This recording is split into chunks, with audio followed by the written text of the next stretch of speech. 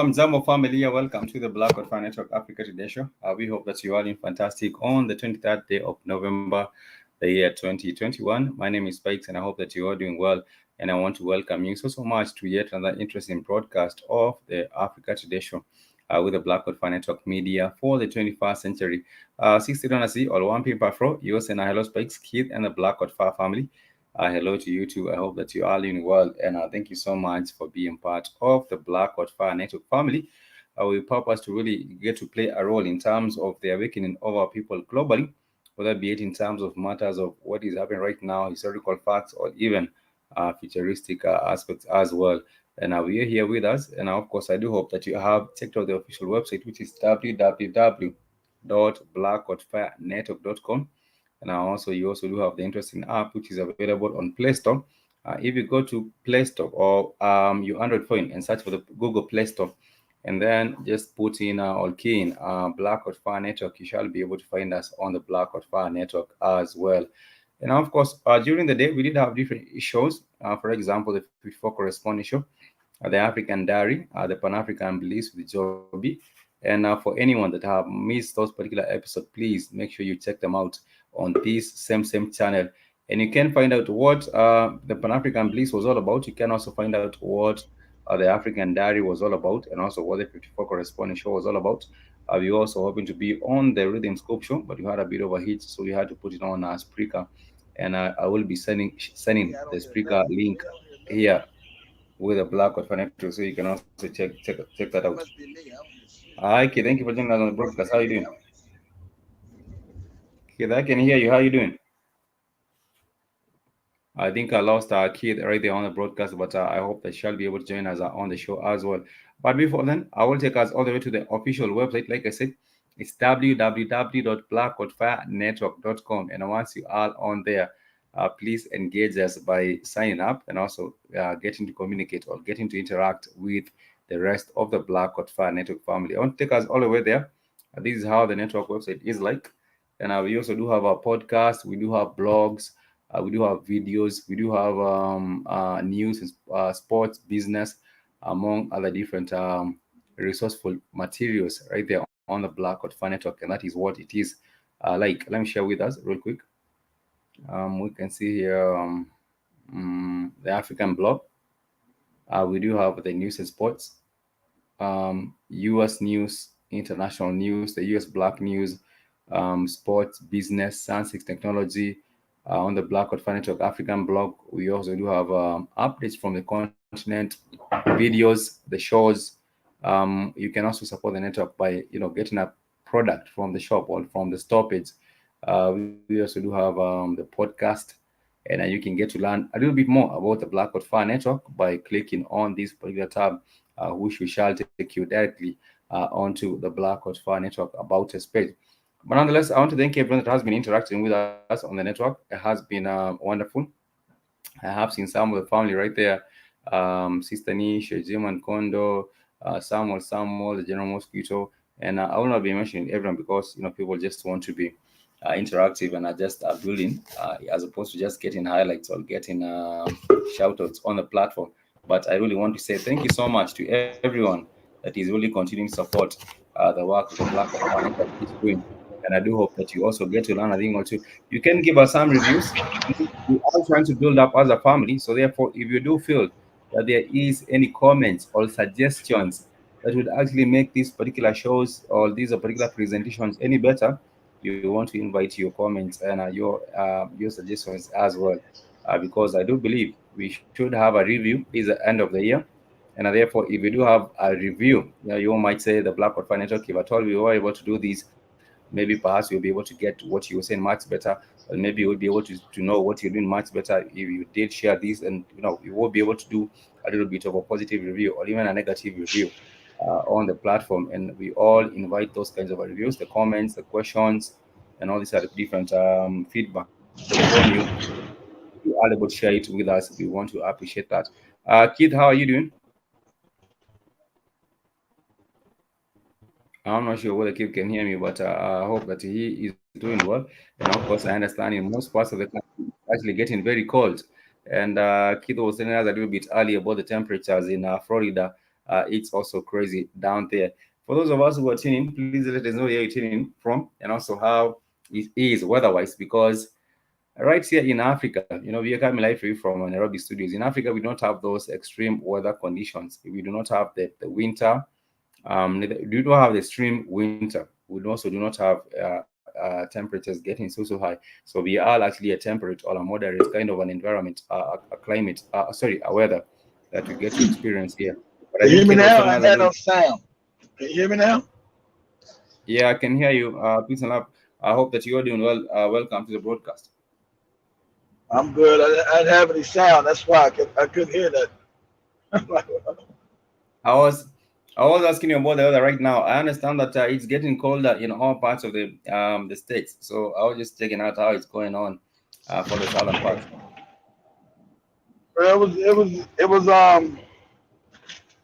It was pretty warm yesterday. I was down at Cocoa Beach, and Mm, and the other day I was in Ocala. It was mm, kind of chilly down in Ocala. I'm like, wow, what the hell is going on? It's Florida. It's kind of chilly down here. Shit, what the hell's going on? So it must be like a mm, cold, like a little. It was warming up though. It mm. started warming up. Like I said, it's like a little cold front, but it's winter time. It's going on winter time here in the United States, so it's gonna be cold. Mm. So I'm just Except for I'm the just I'm just trying to imagine that the rest of the country is also cold. For the family that are in Seattle, I think Anish was also sharing earlier on the network that it's cold wherever she might be. that's up north. It's up Seattle, north. with Donna's, Kentucky, and all that shit up north. It's Mm. starting to become winter time. Yeah, so things are about to get him and once right now. I don't know about the energy situation and also the inflation cost because the inflation has gone up so high and people might not be It's able going to be even to. terrible. People not going to be able to pay their bills. They're going to freeze to death. Mm. Not going to be afford to pay. Not going to be afford to pay the damn heating bills. They're going to die. They're going to freeze to death. You're going to That have. is a They problem. said you're going. They said you're going to have rolling blackouts because they're not going to be able to supply a lot of the heat, and the heat Mm. that they get, they're not going to be able to afford it because it's going to be astronomically high, three or four Mm. times higher. And I don't think anything that is being done by the Biden's government is going to help with the situation. I think what has been going on is that a whole lot of long-term solutions are being put out there, but not any long-term kind of a solution. They might say, There's no we're long-term putting up solution. The thing is to collapse the country. The country's on collapse. You keep talking like the country's trying to look for solutions. The country's on the verge of collapse, mm, right? Slow collapse. mm. because they want to start this new world order and this damn agenda that they got going on. Country's being walked to slow collapse. The government is working against the people. It's not here. American government's not here to help the people. Here to collapse the government, so they can walk into their new their reset they want to do. Some people might be telling you about you're talking about a global reset, and you're talking about the new world order. That is just another narrative that is being shared by conspiracy theorists. And in as much as It's you not a might be conspiracy theory no dumb or more. you If you're might a be moron ignorant, now, it's right. All you gotta do is go to the World Economic Forum. It's right there. So I don't have nothing to do with morons no more. Talking about conspiracy theories, because no one thinks it's a conspiracy theory anymore unless they're completely a moron. It's right there at the World Economic Forum telling you what they want to do and what they're doing. You go right there, World Economic Forum, where all the elite meet. Where the I Rothschilds agree with and that because Rockefellers that created it. Right there. if anyone is still trying to think of how they can actually try to prevent the government's actions, and I said that this is a conspiracy, then you might as well go on with that. I was thinking to myself a little bit earlier that it's funny how that even rich people afford to be ignorant, because you'd imagine with having a bit of wealth or having a lot of wealth, you'll be able to go into and getting all the knowledge and the research that you can do with your money. But even rich people tend to be ignorant. They can afford to be ignorant, which is crazy. But I do believe the rest of the population might say, "Oh, we are not able to get this information." But I want to charge everyone right here on the Black Fire family so that you can also get to go do your own research and find out what is happening within your immediate environment, or even way beyond, and you will be able to put the pieces together I to don't see know something. what rich people you talking about. Are you talking about the super rich or just regular, like people that are No, I'm saying, millionaires? They're not. no, If you talking about I'm saying, the super rich know what's going on. not the I'm not super talking rich. about I'm not talking Yeah. about the rich in Africa, the dummy rich in Africa. No, they might not know what's going on because they're morons. But don't the Yeah. white elite know exactly what's going on. I'm not talking those elites. I know the elites will know what's going on, but you would see people who are considered by local standards. I'm saying, for example, right here in the African context, people that are considered to be rich in the local context, people who are able to take their schools to kids to good schools. Well, they You know, don't have any power. Those are morons. They don't have any power in the global scheme. Who cares? Yeah, those are morons brought up by the system they, of lies. So they're going to be moronic because they're in Africa and they've been raised in a system of injustice hmm, created by white people. They got their money by being unjust. They haven't created them. That's usually your political class in Africa, taking the kids to get schools. Good schools mean white schools. So they've been indoctrinated with lies. And so most of their parents are morons, their children are morons. So they have no power in the world, and they're not looked at as serious people to begin with. They're morons. And they're worth the you know what to get the dirt nap. I agree. They do not have any power, but they might have a few resources, but they are not even able to determine or be able to make out They don't have no few resources because all the world's resources are controlled by Blackwater. That's already been established. 95% of the world's resources controlled by Blackwater. So the little resources they got, mean absolutely nothing. It's minuscule. But I was just saying that for whomever is able to go out and get the information or research for yourself, please make sure you keep Ain't it funny? education. Ain't none of these millionaires, these fake millionaires in Africa even speaking out about what's going on. How funny is No, that? Because their fathers no, ain't none of them said nothing. Not even your no. love PLO Lumumba. He ain't said a damn thing about what's going on. Why has he said anything about the mandates that are going to be pushed in Kenya? Where's his He is ass a at? he is a lawyer. He is a lawyer. At some point, he was appointed to become the chairperson of the Law Society of Kenya, and I think he did serve as a chairperson for the Law Society of Kenya Yeah, for he's a about 20. lawyer. Where's he at? Why is he out there now making damn lawsuits against the mandates that's supposed to be implemented on the 21st? Where's he at? Oh, he's somewhere giving another meaningless, goopy ass speech. Yeah. You might give as many speeches, you might sing as many songs, do another march, go sing hymns on the streets, go do like 50 speeches in universities or whatever you might find the crowd to get to give the speeches to, but nothing is changing. It's just the same old thing. You know, power does not respect weakness, and in as much as you might be there doing tweeties, you can have, go ahead, do another match. Do one time. He hasn't spoken on this agenda not one time that I heard of. If he has, I missed it. I've missed him speaking out on this agenda one time. I haven't been on YouTube a lot, I'm not going to lie. So maybe I have missed it. So I'm not going to say he hasn't. If somebody's run across this P.L.O. Lumumba speaking out on the world agenda, please share the video with me. I have not seen it at all. These bootlegs and phonies are now being exposed. If you have not spoken out on the number one agenda on the planet, you're now being exposed. Period. I have not seen any information going out there regarding what he might have said on the same. I personally do not follow him. There's a platform that is known as Make Africa Great Again, and that is where they almost share Lumumba's responses to different issues, or Lumumba's thoughts on different matters. But I have not seen also one of that on I haven't seen nothing. Nothing on it at all. Nothing on it at all. Neither have I seen it in diving deeper. Diving deeper is telling people how they can dive deeper. Oh, diving deeper is mentioned it. He's mentioned it. He knows it's messed up. He just puts it in code. You know what they do? He's mentioned it. The diving deeper moron. He's mentioned it. He's mentioned it many times. I give him credit for mentioning it. He put it in code. He's mentioned what's going on. He's mentioned it. I think he was talking about. I think I saw something to the same question. He was talking about the zombie apocalypse. But what I want to talk about is what has been happening. We talked about it yesterday, and this is a matter of Waukesha.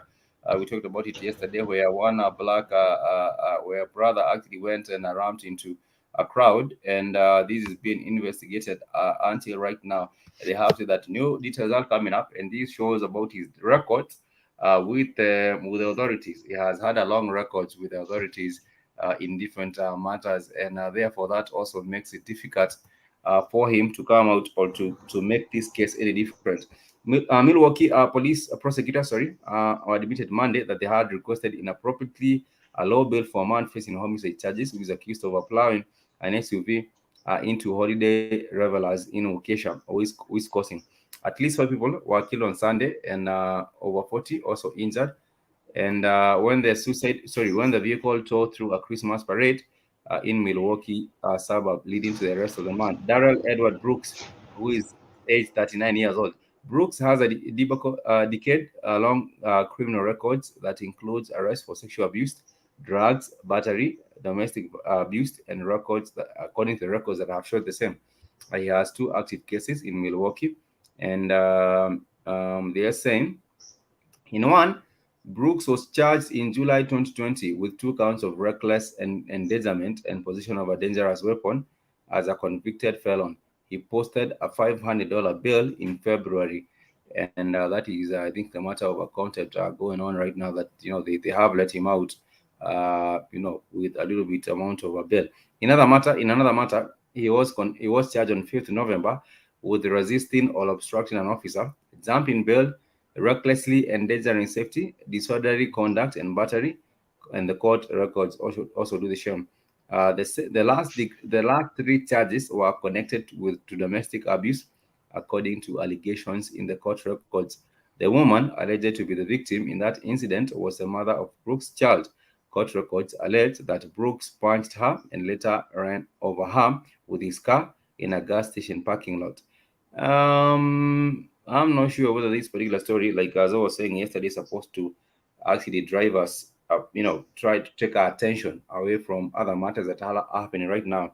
For example, the case of Ahmaud Arbery, or with the previous concluded case of Carrington House. But this is what they are saying, according to information coming out. Are you talking about the guy who ran over those people? I believe that's a psyop. Why would he just go all of a sudden start running over people? I don't even believe that. I believe it's way say to put a black face on some criminality, because everybody knows that Rittenhouse got off with killing people. They say, oh no, let's get off Rittenhouse. Oh, this black criminal who ran over some people. I don't even believe that shit. I believe this is a psyop. This was done intentionally. Take the damn story off of Rittenhouse. There's no reason why he even be in there and start running over people. For what? Doesn't even make any sense. They will come up with a story, maybe perhaps saying that he was avenging for something that had happened, or maybe he knew someone from the crowd, or they will come up Oh, with it. please. Because there is no motive. There is no motive. There is no This is motive. good. This is getting a narrative. The black people are really criminals. White people, the black people are the criminals. Well, it's nothing more than a psyop. How convenient now some black nut just starts running over people. You don't even see that happening nowhere. All of a sudden, man, you don't get out here with this wacky nonsense. Whenever they convict a real white criminal goes free, a real criminal, they got it. We know they got to put a black face. Say no. Look over here. It's really black people. Black people are the criminals. Black people are the criminals. Story doesn't even make any sense. There are questions because at the end of the day, there is no He's just information. wicked and evil and decided to run over people. That ain't even black people's nature. Get out of here. I would agree because what I'm lacking in this particular whole situation is a motive. Why would you be actually driving? Yeah, where's the motive? Well, the motive, he's killing, black and he's crazy. He's black, he's crazy because motive that he's crazy because he's black and they're evil. Black people are inherently evil. That's why he's crazy. Black, it's crazy. That is the only kind of. That's his motive. That's his motive. That is the only kind of an explanation that would come up from a case like this.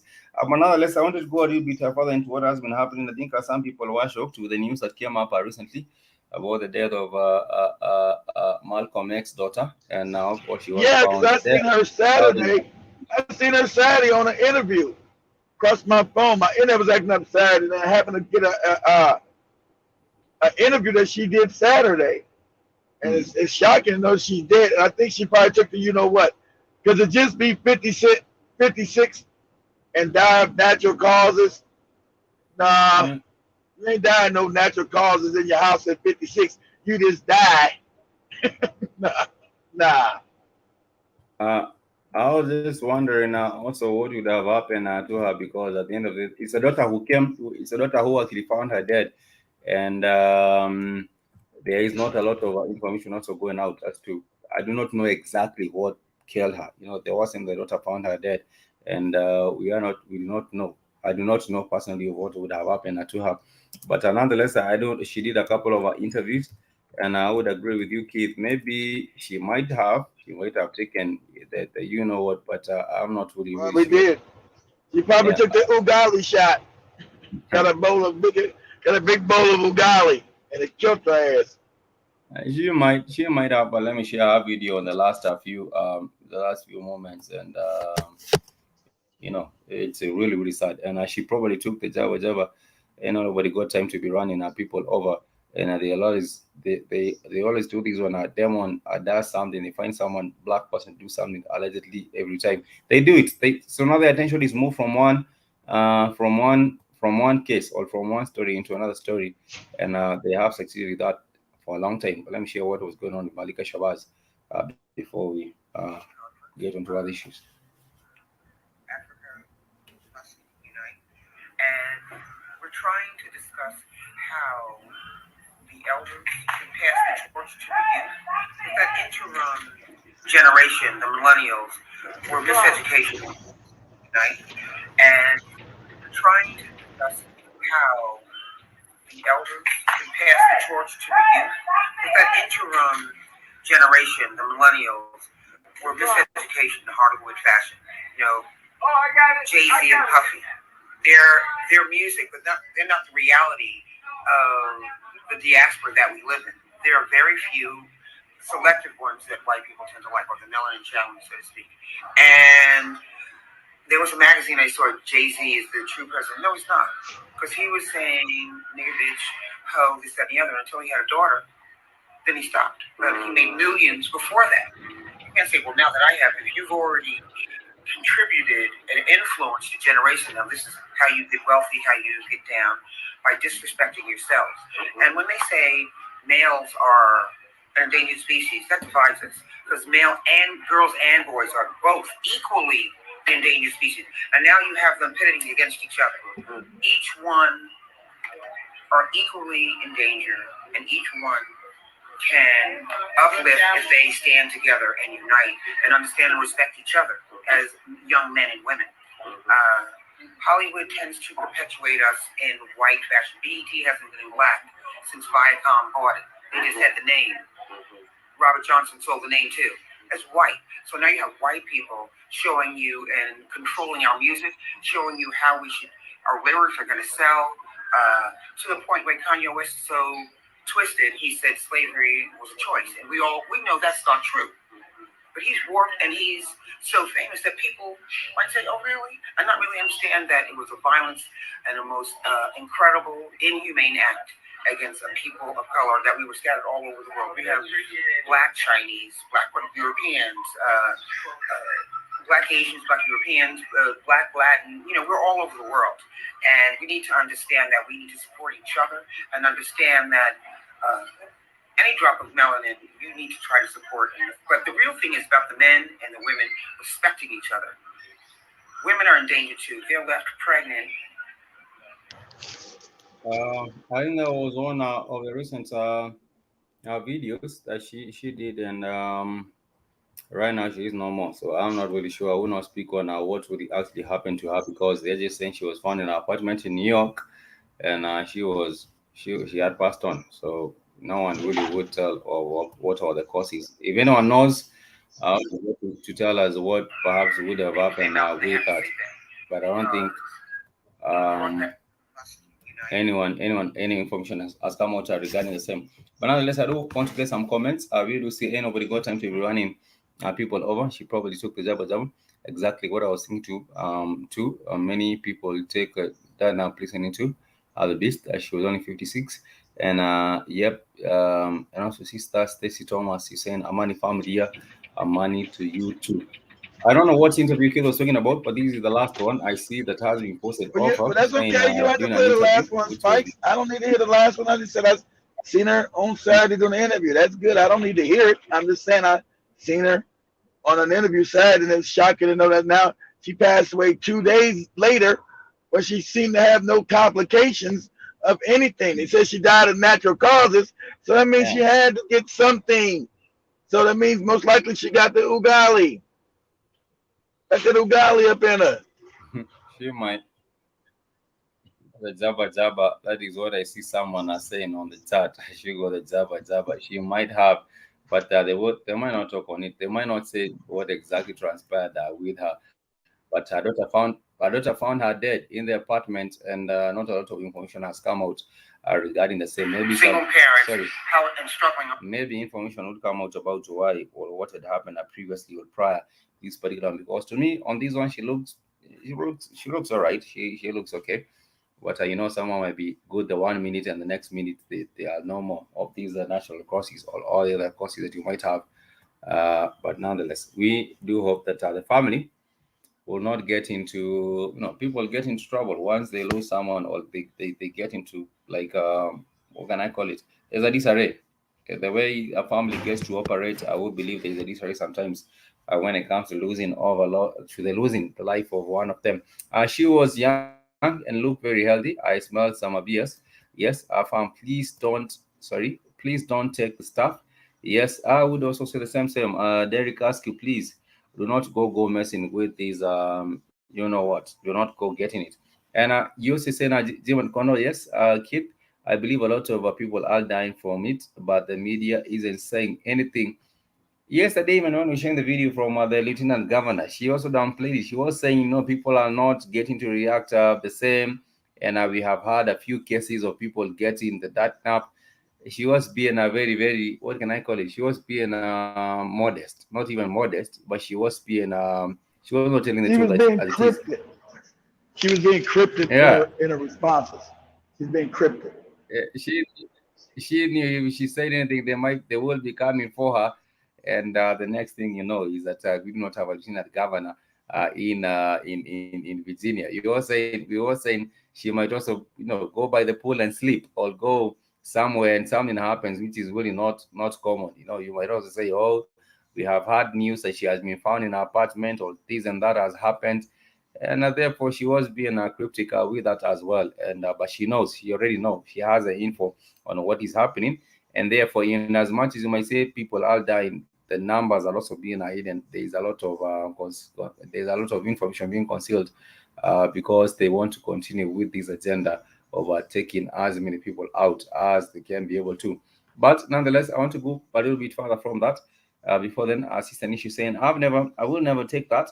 I will get the sheep, and being blind is dangerous. And many people right here on the continent, especially in Kenya, Nigeria, and in Senegal, there was a meeting recently over the week. Was it not over the weekend, but last week, the end of last week, there was a meeting with Blinken, who is Secretary of State, coming through to Kenya, to Nigeria, and also to Senegal.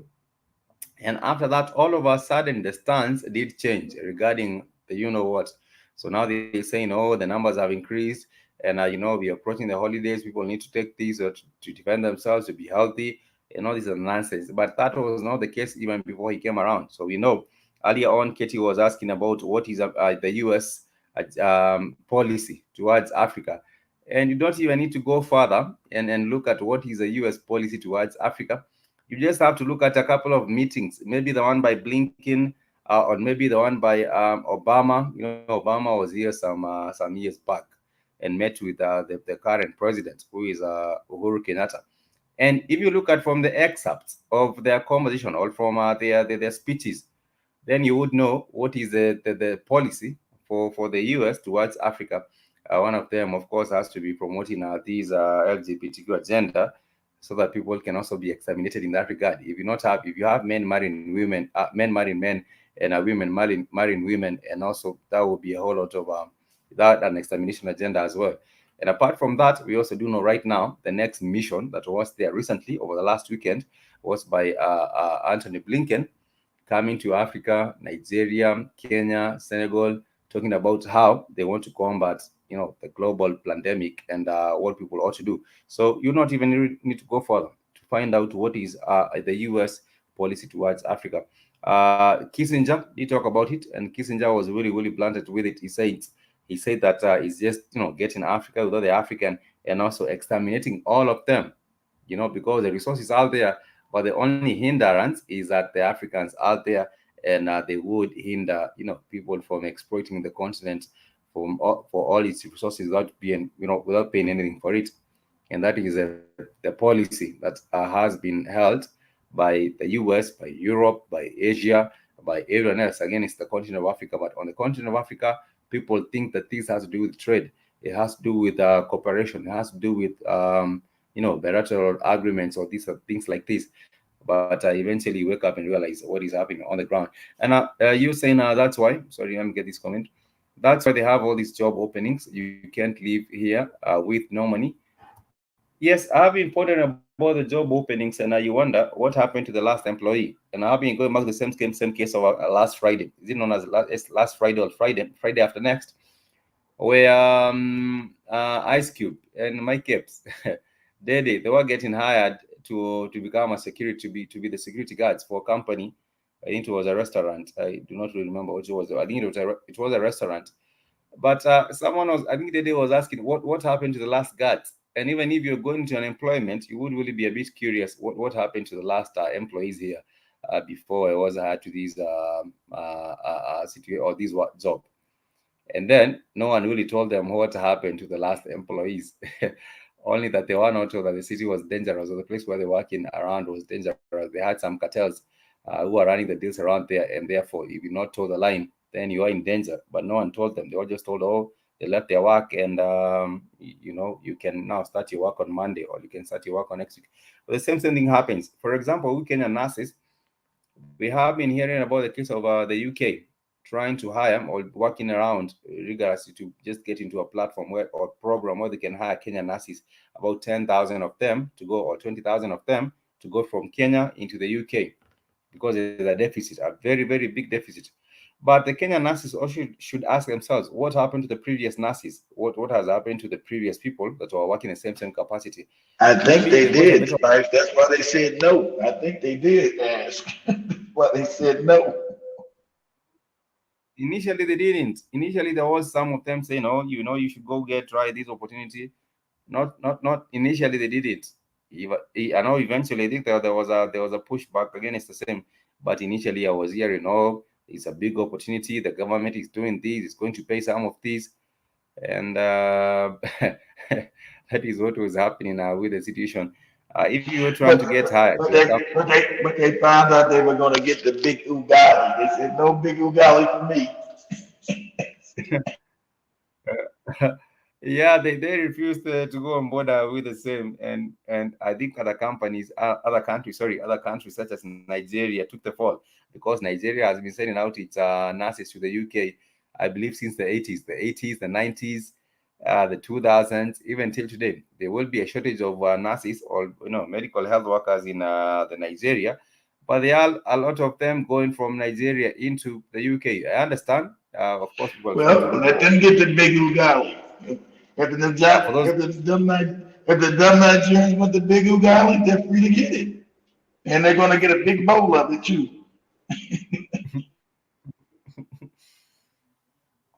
I do hope that people get to wake up. People get to wake up and realize that what is happening at the end of the day. But nonetheless, family, I want to move a little bit further from the same. I think, Keith, I don't know what's happening with your microphone. It sounds like you're in a concert hall. I don't know whose concert you all attending right there, but the I'm sound meeting with comes through, Jesus, man. Mike. I'm in here with the Lord. I'm fighting Jesus for the African Jesus. Kid is having a meeting with Jesus on behalf of the African that is about to get the death nap, trying to plead. But no, this is not going to happen. I want to talk about what is happening with the Jeffrey, what was happening with the Epstein's case. There has been information coming out talking about what was happening with the pedo. I would call him the king, not the king of pedophile, the king of the pedophile ring. But for lack of a word, I think I would go with that, the king or the pedophile ring, because he used to take these pedos to his island and also, get their secrets put their secrets, hold their secrets. And right now, there has been some details coming out about Epstein's final days. And of course, the celebrity reminiscing, also running a toilet. And I think these narratives, I completely not believe these narratives because at the end of the day, no one even has been told about where Epstein was buried, or if there was a story about that, I missed it because I think he might still be alive, and they would perhaps might have given him a deal, or if they didn't give him a deal, then they would know where these documents or these dossiers that he would have had over them would be stored. So the disgraced financial jailed in Manhattan on federal sex trafficking charges involving teenage girls was found unconscious on the floor of his cell one morning in July 2019. A strip of bedsheet tied around his bruised neck. In the hours and days that followed that suicide attempt, Jeffrey Epstein would claim to be living a wonderful life, denying any doubts of any in it, even as he sat on a suicide watch and faced daunting legal troubles. And he said, "I have no interest in killing myself," Epstein told a jailhouse psychologist, according to the Bureau of Prisons documents that have not previously been made public. He was a coward and did not like pain. He explained, "I would not do that to myself." So, if at all he did get to, he would have been murdered. And I would also suspect that perhaps they did not also do not take him out because he had a lot of info on the same, and no one perhaps would know where he might have kept these or who would actually come up with it in case of his demise. So right now they're saying that there is new information coming out about Jeffrey Epstein, and of course he did say that he had no interest whatsoever in terms of killing himself, and he also labeled himself as a coward who would never get to attempt suicide. And I know that all this information, perhaps that he might have stored regarding these other pedos, we know all of them that were on the flight log to these private islands. We do know of them that are on the private island, and maybe even others might also pop up. It doesn't have to be the ones we already know, like Bill Clinton. There might also be other pedos that might also be implicated in this particular case. But 2 weeks later, they are saying You that got he did that? commit. Hold on, Spikes. Hold on, Spikes. You understand that Jeffrey Epstein is deeper than that. He leads you back to all the elites. All the elites, we're talking about your Rothschilds, your Rockefellers, and all the pedophilia on the planet. So he leads you back to not just the island, all the missing children you have every year that these elite rape and sacrifice, Mm. to this Yahweh. It all comes with adrenochrome. This all used to be crazy conspiracy theories. Because remember, they control all the levels of reality, like your news and your media, everything, own it all. So they've been hiding this for years, and slowly, ever since you've now coming to the age of Aquarius, all this stuff cannot be hidden. All this stuff is starting to come out. Because you're in the age of now knowledge. So that's also why they're implementing the big ugali around the planet. Your frequency is going to change. You're going to start seeing things that you didn't see before, having a interdimensional connection with everything too, because your frequency is changing. So they need to put this big ugali on you, because what's happening now, you have a complete wake up of the world, and things are not going to easily be able to have the fake news lying to you where all these kids are going at, all these missing children, the rape. You find out all these people have been on the island, like your Bill Clintons and your Bill Gates and all these other people that have not been prosecuted, that are behind the big ugali. So he leads back to all that. And so, because they weren't just raping those children on that island. They've already told you they also were sacrificing those children and mass organ harvesting. So it leads to all these wretched ass groups for your Catholic Church, because we know that there's been witnesses tell you that the kids from Haiti have a pipeline going straight to the Vatican. So that's why Joby and Katie can understand the evilness of the Catholic Church, because you think it's a thing of good. I thought Mother Teresa was saving children. No, she wasn't saving them. She was trafficking them.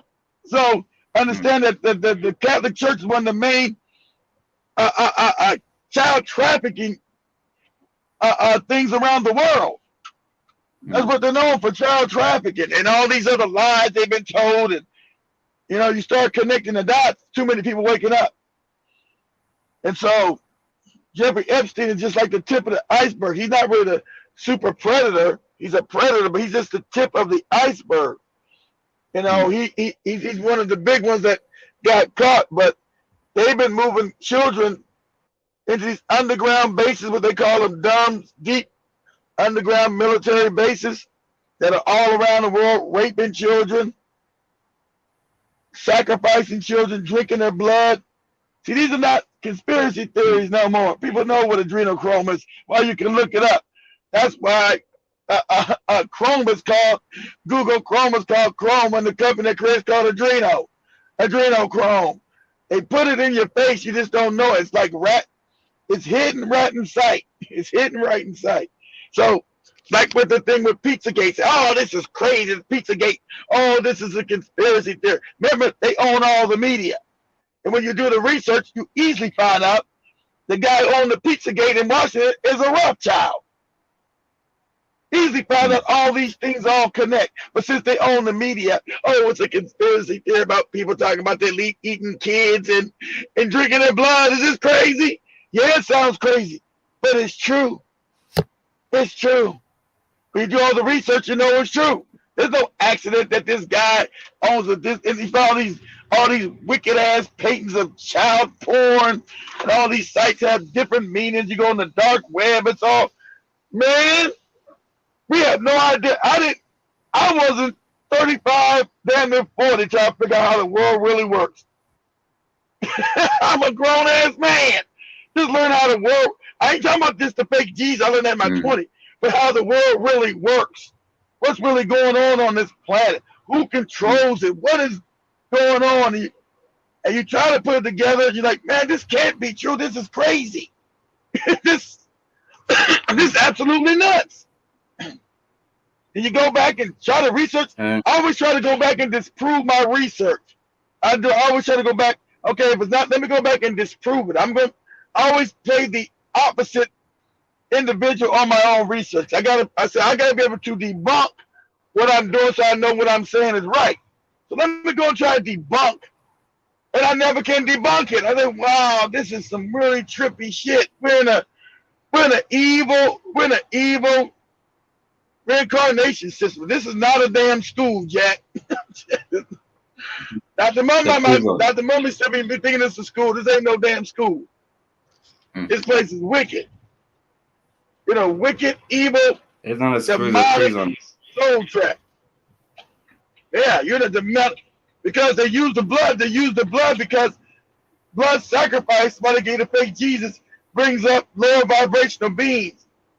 You need the blood to do the rituals to lower the vibration, the terror and the fear.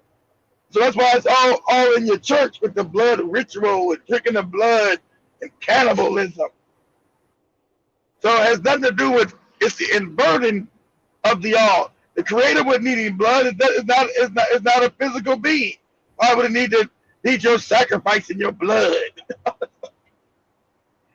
So, you know, find these things out. You're like, wow, this is some real wicked shit going on. Pedophilia, but it's more than just pedophilia. That is a lie that have been told that you.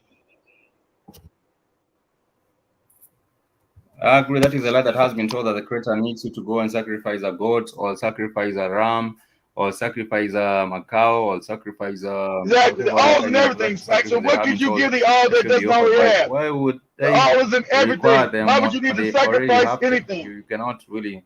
They already have them, but now the alls and everything. So why could you sacrifice anything that doesn't already have? Brother Lando Winter, you saying let me get a comment. You know, adding, you cannot add to the odd. But there is a Brother Lando Winter, you saying greetings family.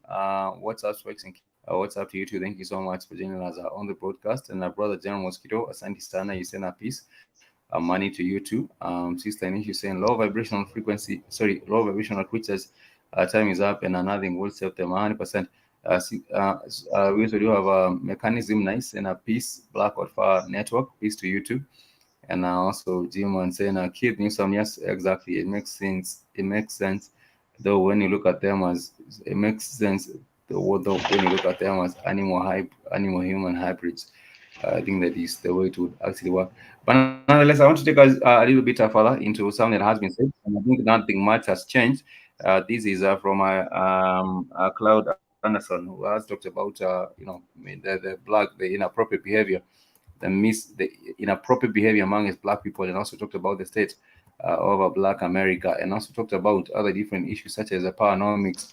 But I want to talk about share a little bit about his presentation on the state of Black America, because you might look back and say we have made progress as people globally, black people globally, or there has been progress that has been made on the continent or in the US. But then again, as much as you might go there, it looks like things might be the same way. They say the more things change, the more they remain the same. And sometimes you do find that you're trying to make progress one step forward. Feedback here. Can y'all hear me okay? It puts in a more sophisticated prison. I know I take it's a great trepidation to be following behind Don Williams on anything. But we're not. Sorry, what? I said they just created a more sophisticated prison. Sophisticated prison. No, he was just talking about the state as the state of the Black America. No, you said things changed. I said no, the Europeans just created a more sophisticated prison. Things have not changed. Yeah, you're talking about having moved forward, but you're going one step forward, a couple of steps back, and it's the same situation. Yeah, you're not going nowhere. You're still stuck in quicksand. But we're not. And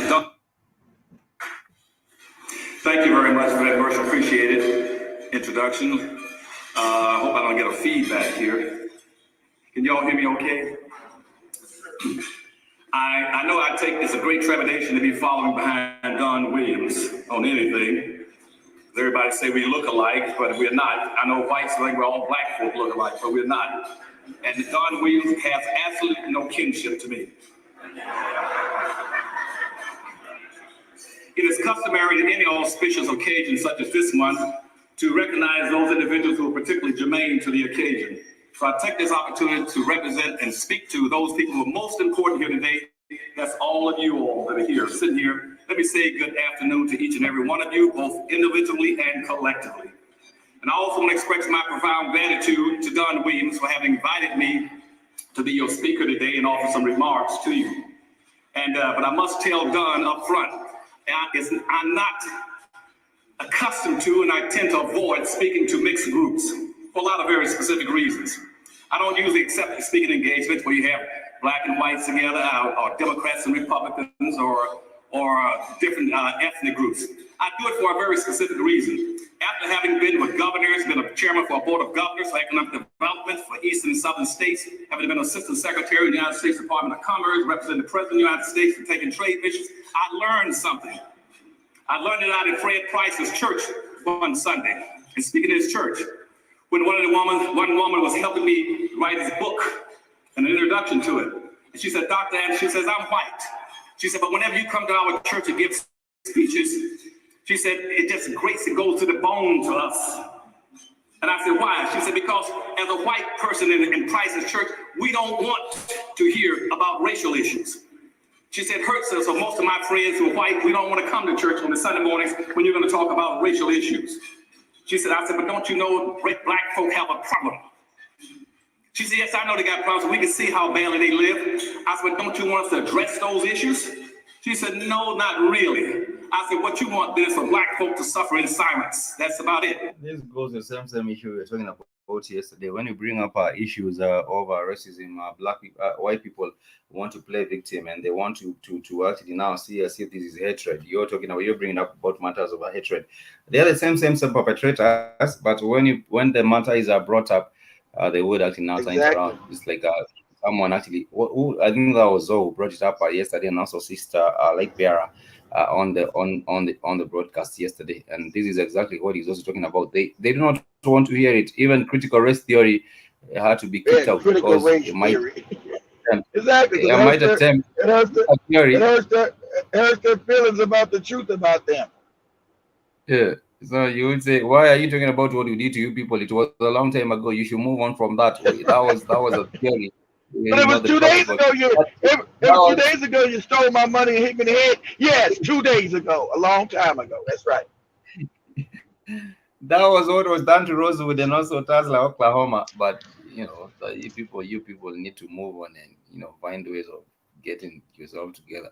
And that is the Tulsa. That is what Biden essentially was saying when he actually went to Tulsa, Oklahoma at the start of sometimes back this year.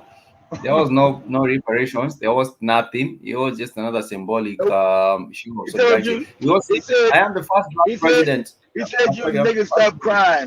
He said, I'm the first president. Shut up. He said, I'm the first president to ever come here. So you should even be thankful that I ever did. Yeah, like that meant somebody. He's like, I'm the first president that can't even see you niggas in 100 years. Yeah. So you should that's your reparation.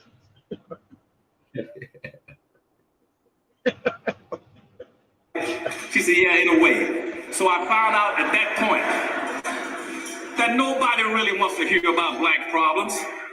But so this day, when I speak to a mixed audience such as this one, I'm going to ask you to humbly forgive me in case if I offend you or hurt your feelings. And I want to ask you to do something for me in return. I want each and every one of you that's non-black in here to lift yourself outside of your skin, outside of your race. And for once say, I'm going to listen to some issues that speak specifically, directly to black folk and their problems. I'm going to do what nobody has done. It's not politically correct in this country to talk about black people and black issues. Nobody wants to hear about it. That's why you can have black studies in the school. Nobody wants to hear about black folks' problems. That's what keep it low, keep it quiet. Let's pretend that they don't exist. And so today I'm going to ask all my non-black participants in this audience to please do me a favor and lift yourself out and just listen today and accept what I say. If you disagree with me and you have some objection to what I say and you feel offended, I apologize. But I don't want any of you to jump up and run home and say, I'm leaving, walking out because he said boo-boo. I don't want you to do that. But we got problems in the black community across black America. And when I speak about black issues and white issues, I'm not speaking about hate. I don't want black people to think that they should go out and hate anybody. I don't want whites to think that blacks are addressing black issues, that somehow black folk getting ready to attack you and become all terrorists against you. What I'm saying right now is we got major problems. And that's why Don Williams asked me to be the speaker today. He says, come to this, our first meeting of our Black Chamber of Commerce, and do two things for me. Primarily, address the state of Black America, and two, give us some ideas, some hints that we have possible solutions for solving some of our problems in this city and in the country. I'm going to try to do that. And I'm going to start out first by telling you this. You cannot solve a problem. You can solve no problems on this earth unless you first of all understand the history of the problem. The first thing you do as a doctor, when a patient comes into your office, say, what is the history of the problem? Is it peculiar to your family or to your group or to your race? And so we're going to start out this morning trying to go after this, trying to understand black folks' problem in this society. We got to go back to the history of it so you fully understand the nature of the problem. You have been misled and bamboozled in this country now for all these years into what the problems are. You have not heard the real problems in this country as it pertains to race. You're going to hear it today if you say it and don't walk out and get mad and get angry and say he's talking about boo-boo. Here's the problem, that historically in this society, black folk have not moved one iota than when they were in 1860 on the eve of the Civil War. In a comparative proportional term, black people are exactly where they were on the eve of the Civil War. And the eve of the Civil War, at that particular time, we had approximately 300,000 black people that were free in this country, or quasi-free, having come out of slavery. And that was out of 5 million black folk. And that 300,000 black people had mysteriously and miraculously accomplished and acquired one half of 1% of this nation's wealth. Now here you are 150 years later, and black people still only have and own 1/2 of 1% of the nation's wealth after 150 years. Also on the Civil War, eve 1860, we had black people right all over the country, that 300,000 spread out, that was holding quasi-free. I looked at the employment rolls. Almost 100% of all those blacks were working in someone's house, someone's plantation, enriching and providing comfort for them. Here we are, 150 years later. 67% to 69% of all black people in America are working in some level of government. Another 26% or so of that, 27% is working in white corporations. Only 2% of the blacks in America are working in their own community for their own people. The unemployment rate in America for black folks is over 50%. When you hear them talking about the unemployment rate in America, they're talking about two things: those individuals who are looking for jobs or those who are collecting unemployment compensation. We have an institutionalized bunch of blacks in America that are no longer in the workforce. That's why 5 years ago, when Obama was running for office, they were talking about the unemployment rate in America was 16%. At that time, the national unemployment rate for black folk was 35%. It was 48% in Detroit, Michigan, 48% in Baltimore, 49% in Pittsburgh, 52% in New York, 88% for black youth. Now, what does that mean for you in terms? There's only 3 things that any given individual can do to earn a living in our society. They either work up here and have a business, or they have a job. They don't have that, they must move down to the second level. When you move down to the second level, you must go on welfare or food stamps or some kind of public assistance. If conservatives come along and knock you off of that, you must go to the third level. You must steal, go into crime. Every individual must either work, go on welfare, or steal. An elaboration, a combination, or sophistication of those 3 things. You can't do anything else unless you evaporate and disappear. We live in a society that don't want to understand it, don't want to play games about it, about how you're going to solve the unemployment problem. You cannot solve the unemployment problem until you go back and address the real issues. Now, what are the real issues again back in 1860? You don't own and control enough wealth.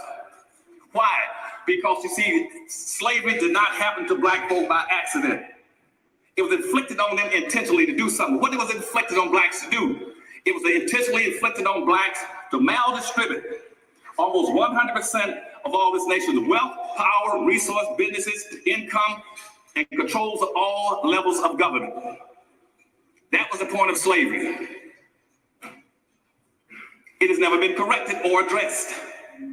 All of a sudden, when black folk came out of slavery in 1865, how did they come out? They came out penniless, poor. No food, no animals, no land, no resources, no tools, no religion, no organization, nothing. All they were told is go out now, you're free, go out and compete. Compete with what? Compete with what? They said, well, you can jump high and run faster. Black folk had nothing coming out of slavery to compete with and to play the game, because you see, slavery had systematically, socially engineered them into the lowest level of a real-life monopoly game. And see, prior to the end of the Civil War, the greatest wealth builder in this nation was the back of a slave. That's what built the wealth of the society. Wall Street was set up, established, and regulated off of the price and the value of a slave. Cotton prices, indigo prices, all followed the value of a slave. But that will not be mentioned when it comes talking about the value, what is due. What is due to the people, because if at all the value of everything was based on the labor that they put in on those cotton fields, the labor that was put in on other different places, that will not be mentioned. They will not. Cotton fields, sugar cane fields, all kind of fields. Yeah, they know the wealth of the country was built on the backs of blacks. They know. Yeah. Trump even tell you that we know black people built the country. So what? So what? He said it. He said black people built the country. They know we built this country, built the wealth. Wouldn't be no America. Wouldn't be no wealthiest country on the planet. The Africans done that. Yeah, without free labor, without building, not just the labor, the building. The building of the country came from black people. We built it. There was nothing here. There was no country. There was no roads. There was no houses. We built it. There was no land of the free. There was no land of the opportunities. Well, no land of free vibes. With slavery, it was a land to get that shit built, nigga. And no ugali for you. Shifted to slavery, it shifted to Wall Street, and those became commodities in. And when the wealth building in this nation shifted from the back of a slave to Wall Street, they set up a new game. It was called monopoly.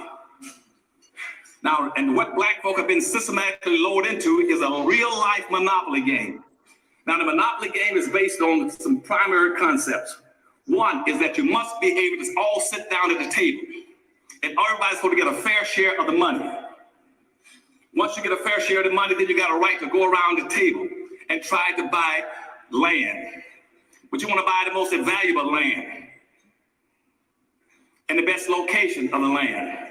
Or you take your money and you buy basic businesses in the monopoly game, like the water company, electric company, and the railroad line.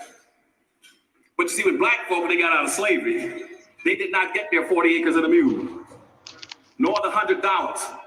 And see, the Republican, radical Republicans, the liberals in the Republican Party at that time, said, that was Benjamin, Thaddeus Stevens, and Sumter said on that floor of the United States Congress, that there's only going to be one thing that black folk will ever be in America.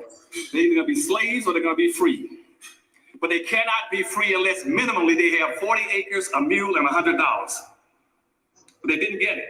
But by then they were trapped into a real life monopoly game. So now what blacks are doing is going around the real life board, trying to play real life monopoly with no money, no wealth. And all they do is go around the board to hope they land on free park or income tax refund. If you play that way, sooner or later playing that real life game, you're going to land what? On the wrong person's property. And then you're going to go to jail or go broke and get out of the game. And that's why black folk right now are making it a major impact on the prison system, the criminal system in this country. Because I looked around in 1860, and I looked at all the major cities in the United States. And that's like Washington, D.C., Atlanta, Georgia, Savannah, Georgia, Richmond, Virginia, New York, Pittsburgh, Philadelphia, Brook. Guess what? Even though you had less than 300,000 black people that were free or quasi-free, black people made up over 51% of all the prisoners. 51% of all the prisoners, and out of 5 million, only 300,000 of you were even free. And here we are, 150 years later, and guess what? You still make up over 51% of the prisoners. Out of prison. That's So my I purpose. civil rights leaders and all my civil rights leaders, I don't care what's Al Jesse kicked about. We've come a long way. You haven't gone any place. We've come a long way. That is Al Sharpton and Jesse Jackson. That's Al Sharpton, Jesse Jackson, that MLK bullshit. It's all nonsense. Exactly, Spike. We've coming a long way. But I want to be laughing because it's a serious matter. And no, it's funny. You gotta laugh. Yes, and people and bamboozling people and black folk about how far we've come. You haven't place. You're still sitting in the same identical spot. As my mother said, you haven't got a pot or one to throw it out of. That's why the dilemma. We do not have any wealth. Now, I indicated to you a few minutes ago that the whole process of slavery maldistributed almost 100% of all its nation's wealth, power, resource, privileges, and controls of all levels of government into the hands of the dominant white society. Now, what does that mean in tangible terms? That when you only got 1/2 or 1% of the wealth, how can you compete with 1/2 or 1% of the wealth? When in this society right now, today, 150 years later, the average white person in America as a group got 3,500 times more money than the average black person. The average white has 3,500 times more money than the average black. I got 2 whites right now. So I know they got more wealth than all 42 million black people put together. How if 2 white men got more wealth than all 42 million black folk put together? What kind of game are you playing? What are you going to do? How can you compete? As a matter of fact, let me move it off the men. Let's move it to gender.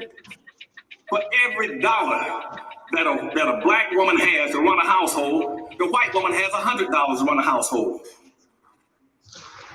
You're supposed to have enough money to be able to be self-sufficient. And this is true all around the world.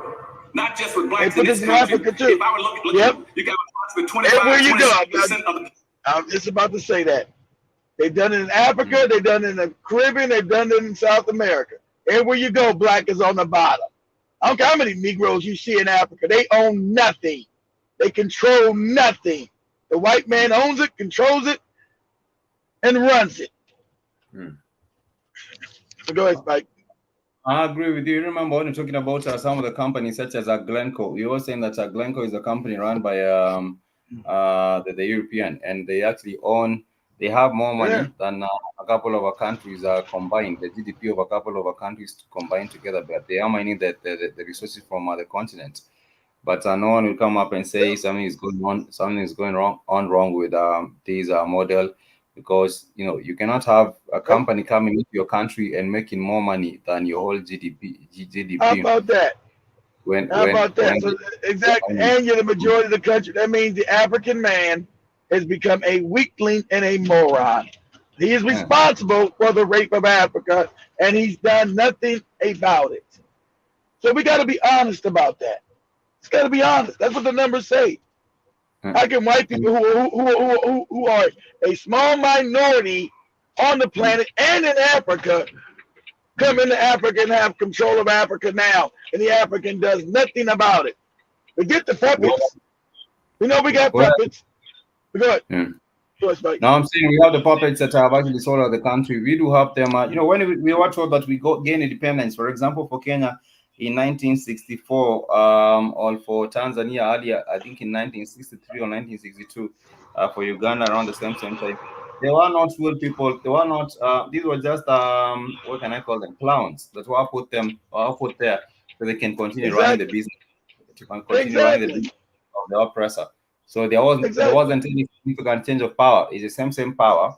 It's the same individuals, but now different faces. It's just the same power. Exactly, Spike. Exactly. So you will not talk about as the French French countries.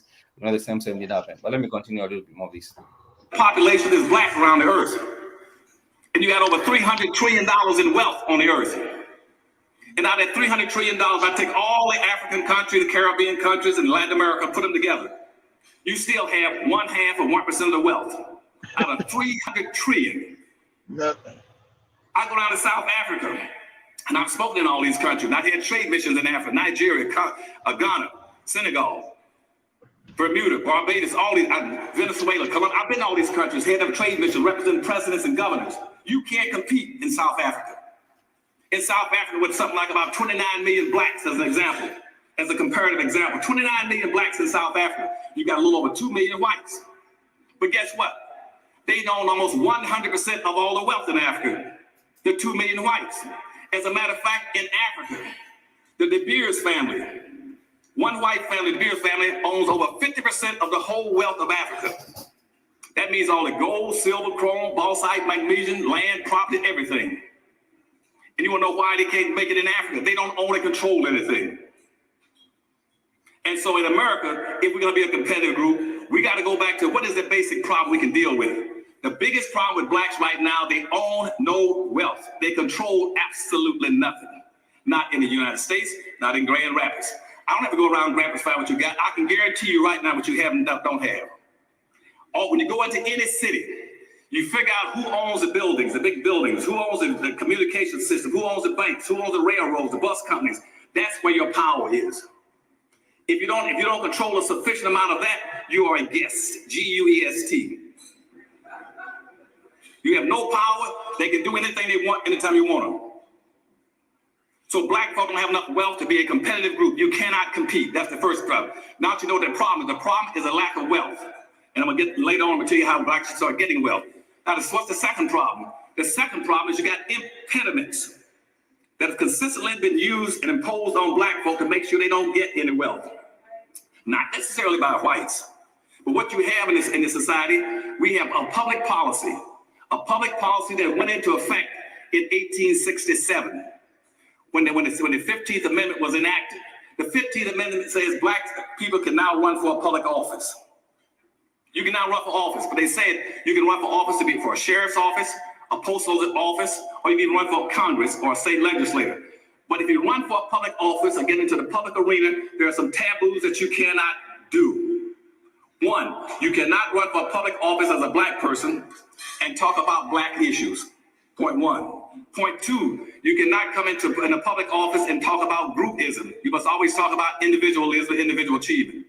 And point three, you cannot come into a public office and try to hold the dominant white society accountable for slavery and what they've done to you for 500 years through Jim Crow segregation and slavery. That means you can't have reparations. Now, if any of you try to do it, you'll be charged with racism, or reverse racism. But nobody ever admits you cannot have a reverse racism unless you got a forward racism. And they don't understand what racism is.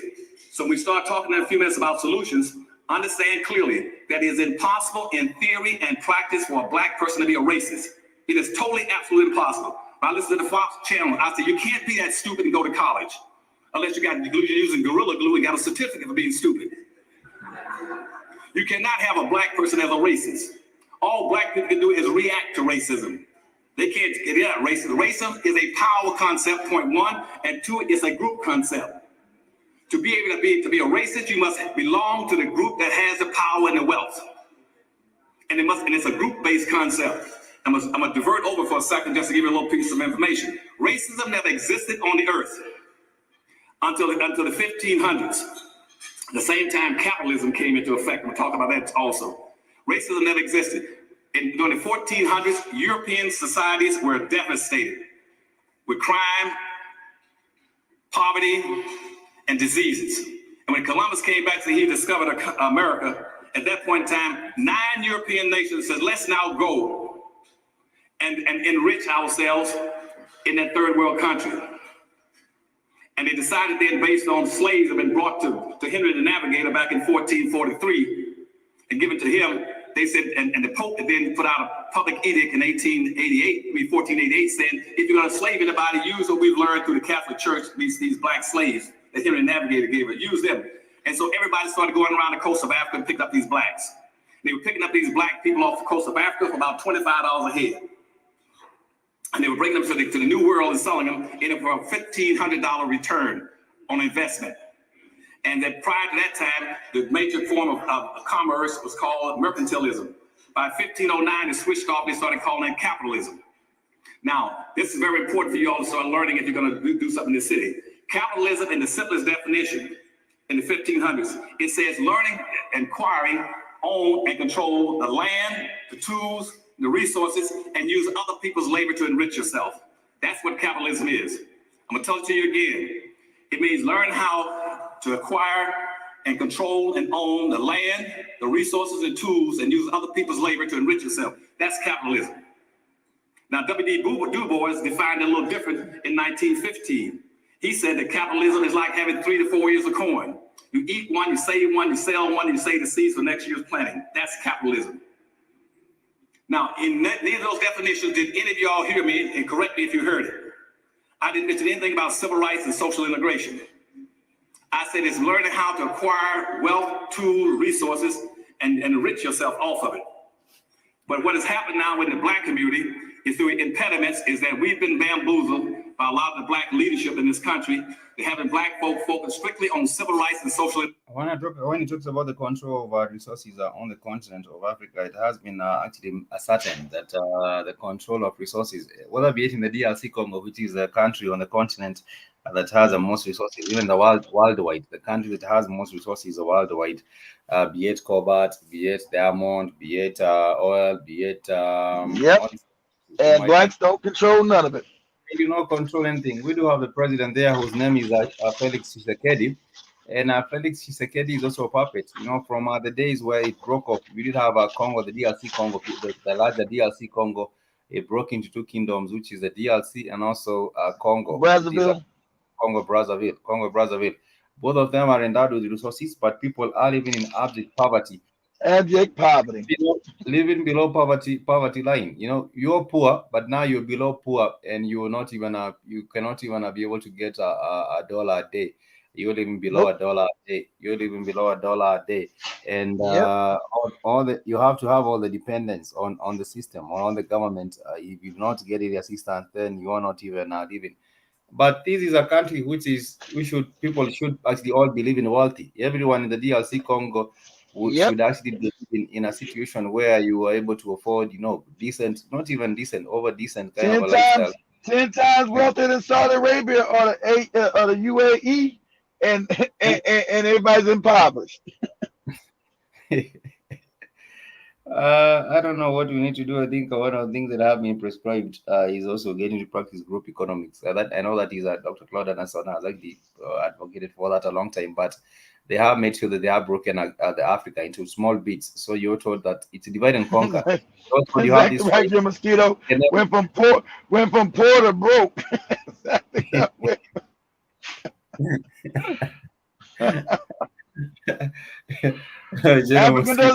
African doesn't think about power. He thinks about and you gotta bring in the religion. African thinks about nutty religion, talking about Jesus bullshit, gives him no power.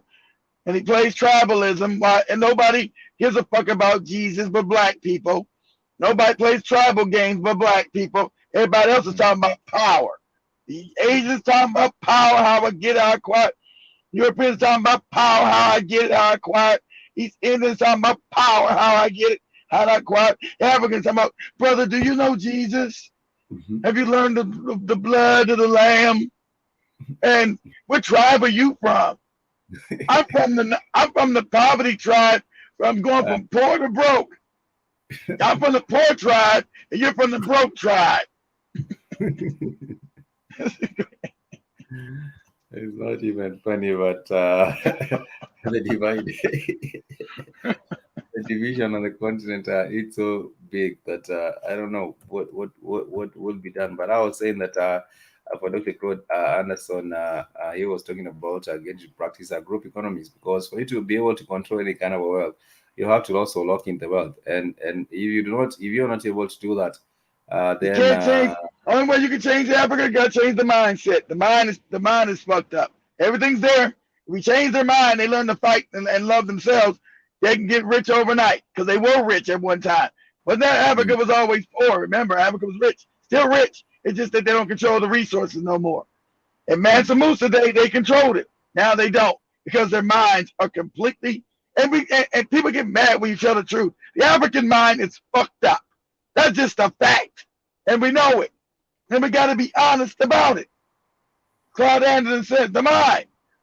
Our mind is these, and you got these civil rights coons And America lying to people. Yeah, it's about the civil rights and the Lord and Jesus and the Lord. All these goopy reverend niggas. And we're still impoverished. Why ain't Jesus brought me my bread, man? Where's my money? So we're talking about where's Jesus at with my check? Shit. But that is the kind of an argument that we would have our people trying to fight against each other as opposed to identify the common enemy. And we were saying, let's keep on saying that. I said that too, Jim Skidoo. We got to come together mentally first. We are messed up in the head as people. Our minds are. I try to be nice, but I can't. Our minds are fucked up, man. Our minds, the ignorance in Africa is, I mean, we ignorant everywhere, but the ignorance on the continent is off the chart crazy. Spikes is not the norm. Sorry. Spikes and his cousin. Spikes is not the norm. So you can't say, what about Spikes? He's not ignorant. Spikes is not the norm. Go ahead. Early on, even people consider to be rich still afford to be ignorant. But anyway, I will go into the matter of the day. Let's do with the closing remarks or the closing, not the closing remarks really, but there was a closing statement in the trial of the murder of Ahmaud Arbery. We have been watching this closely, and so I want to take us all the way into what has been said regarding this particular case. And we do know that there has been a lot of lies going around in the courtroom. In some instance, the mother of Ahmaud Arbery was told one matter, and then in the court, the other matter, it was a whole different story. But this is a closing argument which I'll continue in the trial of the killing of Ahmaud Arbery in the day 13. Let me share with us real briefly on the same. And I do not know about the background of this particular lawyer, this one who has been defending, who has been the prosecutor. But nonetheless, let me share this. You get to the murder. So don't be fooled, okay? The state's not saying they left the house to go murder Ahmaud Arbery. What happened? They left the house to go investigate, right? Stop, we want to talk to you. Where are you coming?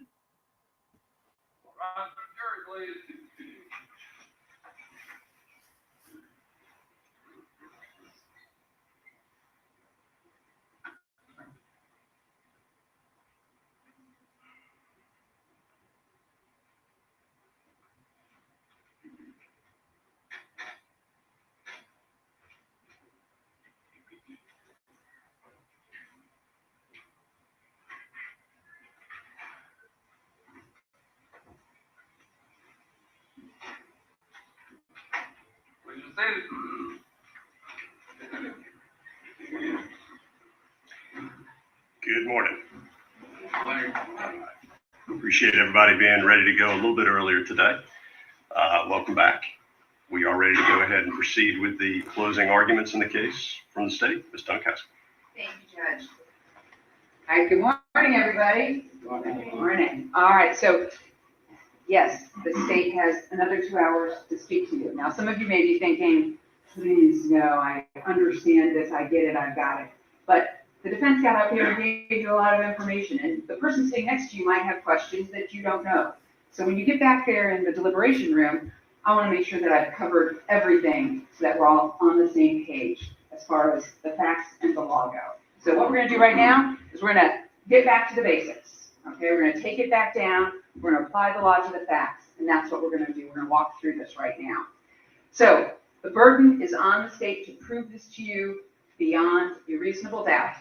Now, Laura Hogue got up here yesterday and said, you have to be certain. That's not true. What it is it's the doubt of a fair-minded and impartial juror honestly seeking the truth.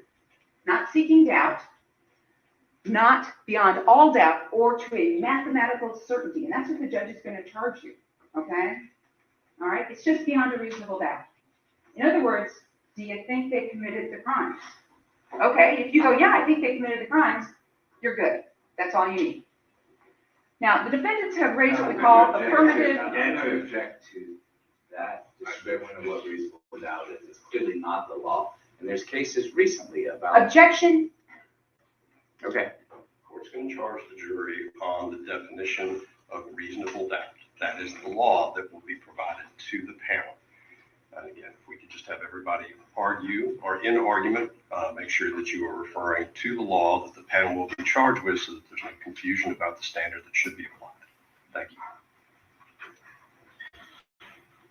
The doubt of a fair-minded and impartial juror honestly seeking the truth. Not seeking doubt, not beyond doubt, or to a mathematical certainty. That's what the judge is going to charge you, okay? Once again, if you believe they have committed these crimes, and the state has proven it to you beyond a reasonable doubt, it's being forced toward you by Mr. Bryan and his black Silverado, their driveway decisions. So here's the main concepts. The defendants had to believe the deadly force was necessary. There were no other alternatives. First and foremost, when she talks about the defendants had to believe that there was no other alternative apart from using force and using weapons to quote unquote de-escalate or quote unquote to handle the situation. We know that there wasn't any need for them to use these weapons, that they were using half guns and chase after him with the guns. He was not attacking them.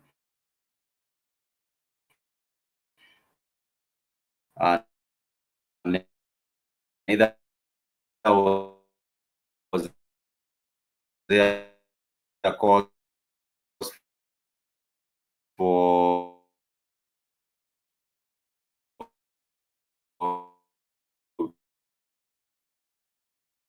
them to think that there was no cause for anyone having. They will just not hold the way this whole case has been going on. There has been a lot of falsifying of information, and therefore, especially from the Travis McMichael and Gregory McMichael, every other thing they say is a deviation from the truth, which is a lie after a lie after a lie after a lie. But we shall also just be playing briefly on this so you can also get to see what's going on with this. Pointing a shotgun at somebody. There were a whole bunch of other alternatives to that. That belief must be reasonable. And once again, that's reasonable for everybody. That reasonableness applies to you. That reasonableness, there's no special exception for previous training in the Coast Guard or law enforcement. The reasonableness standard in Georgia applies to everyone equally. The danger to yourself has to be imminent, meaning I am about to get killed.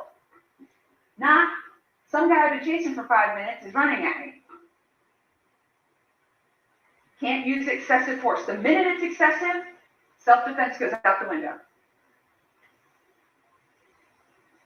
The defendant's reasonable belief must be what prompts him to use force.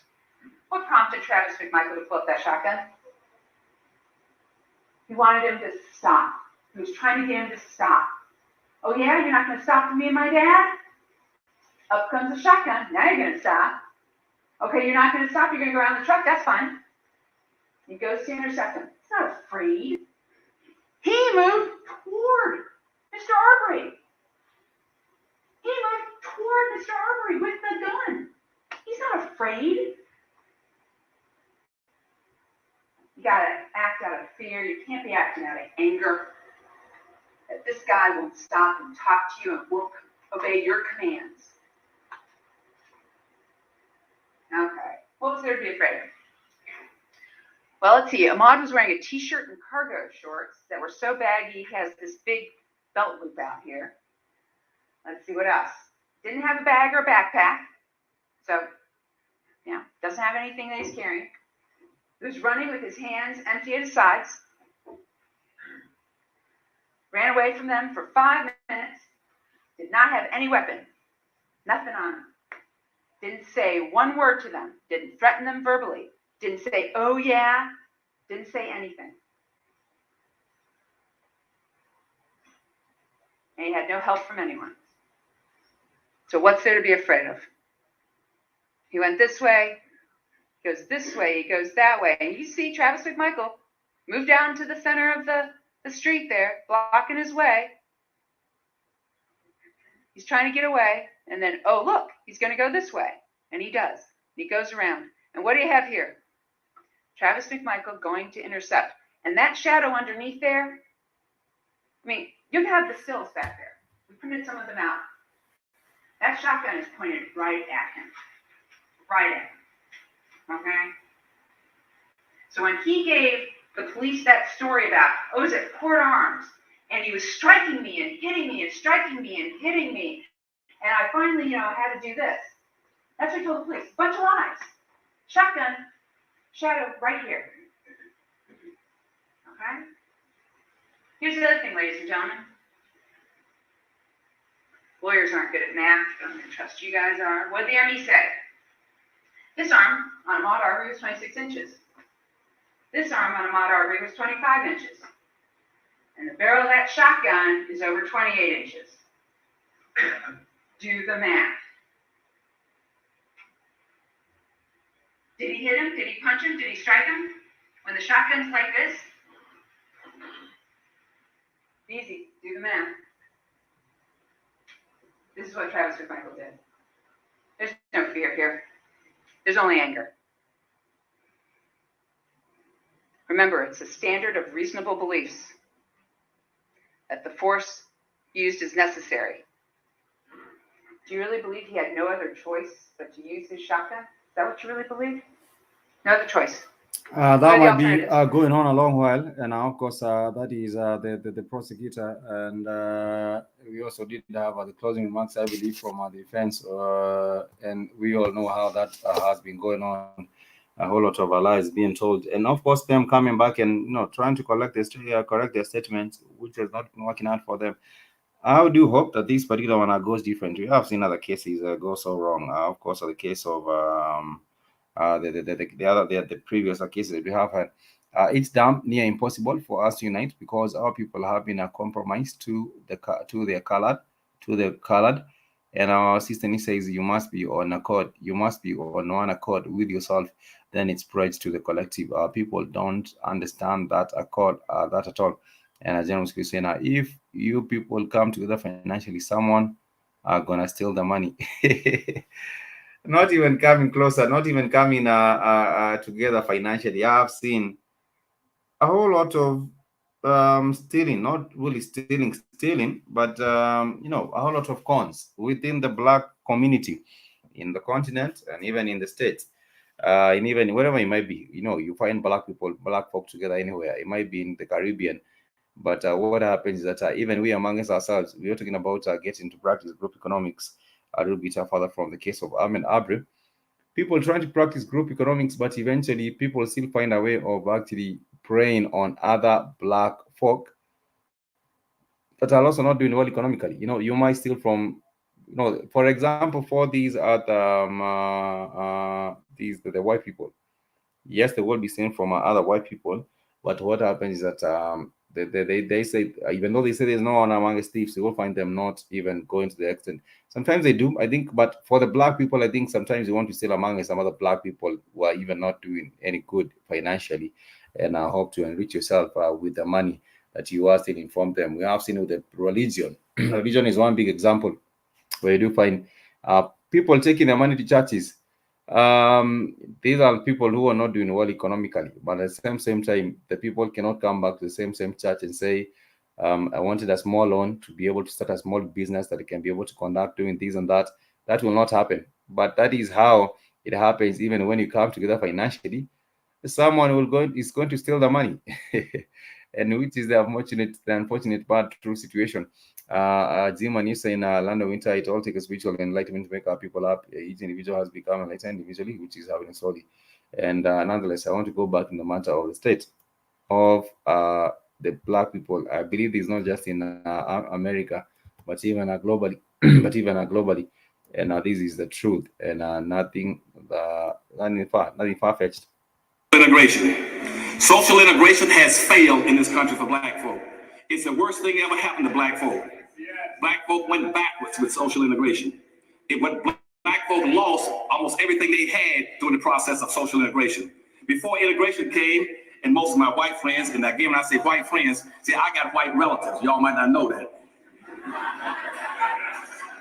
And so they jump on me all the time, but you gotta quit saying those things about us. We're not part of that. But I got half my family want to pass a white. I go on, fine, do it.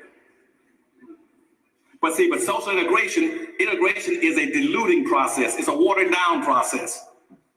And before integration, Black people in America had their own businesses. They had their own communities. They had their own schools and churches. As a matter of fact, in the Winston-Salem, North Carolina, where I grew up, my family was one of the families that was a part owner of a 4-family operation. We own the only Black bus line in America, the only one they've ever had.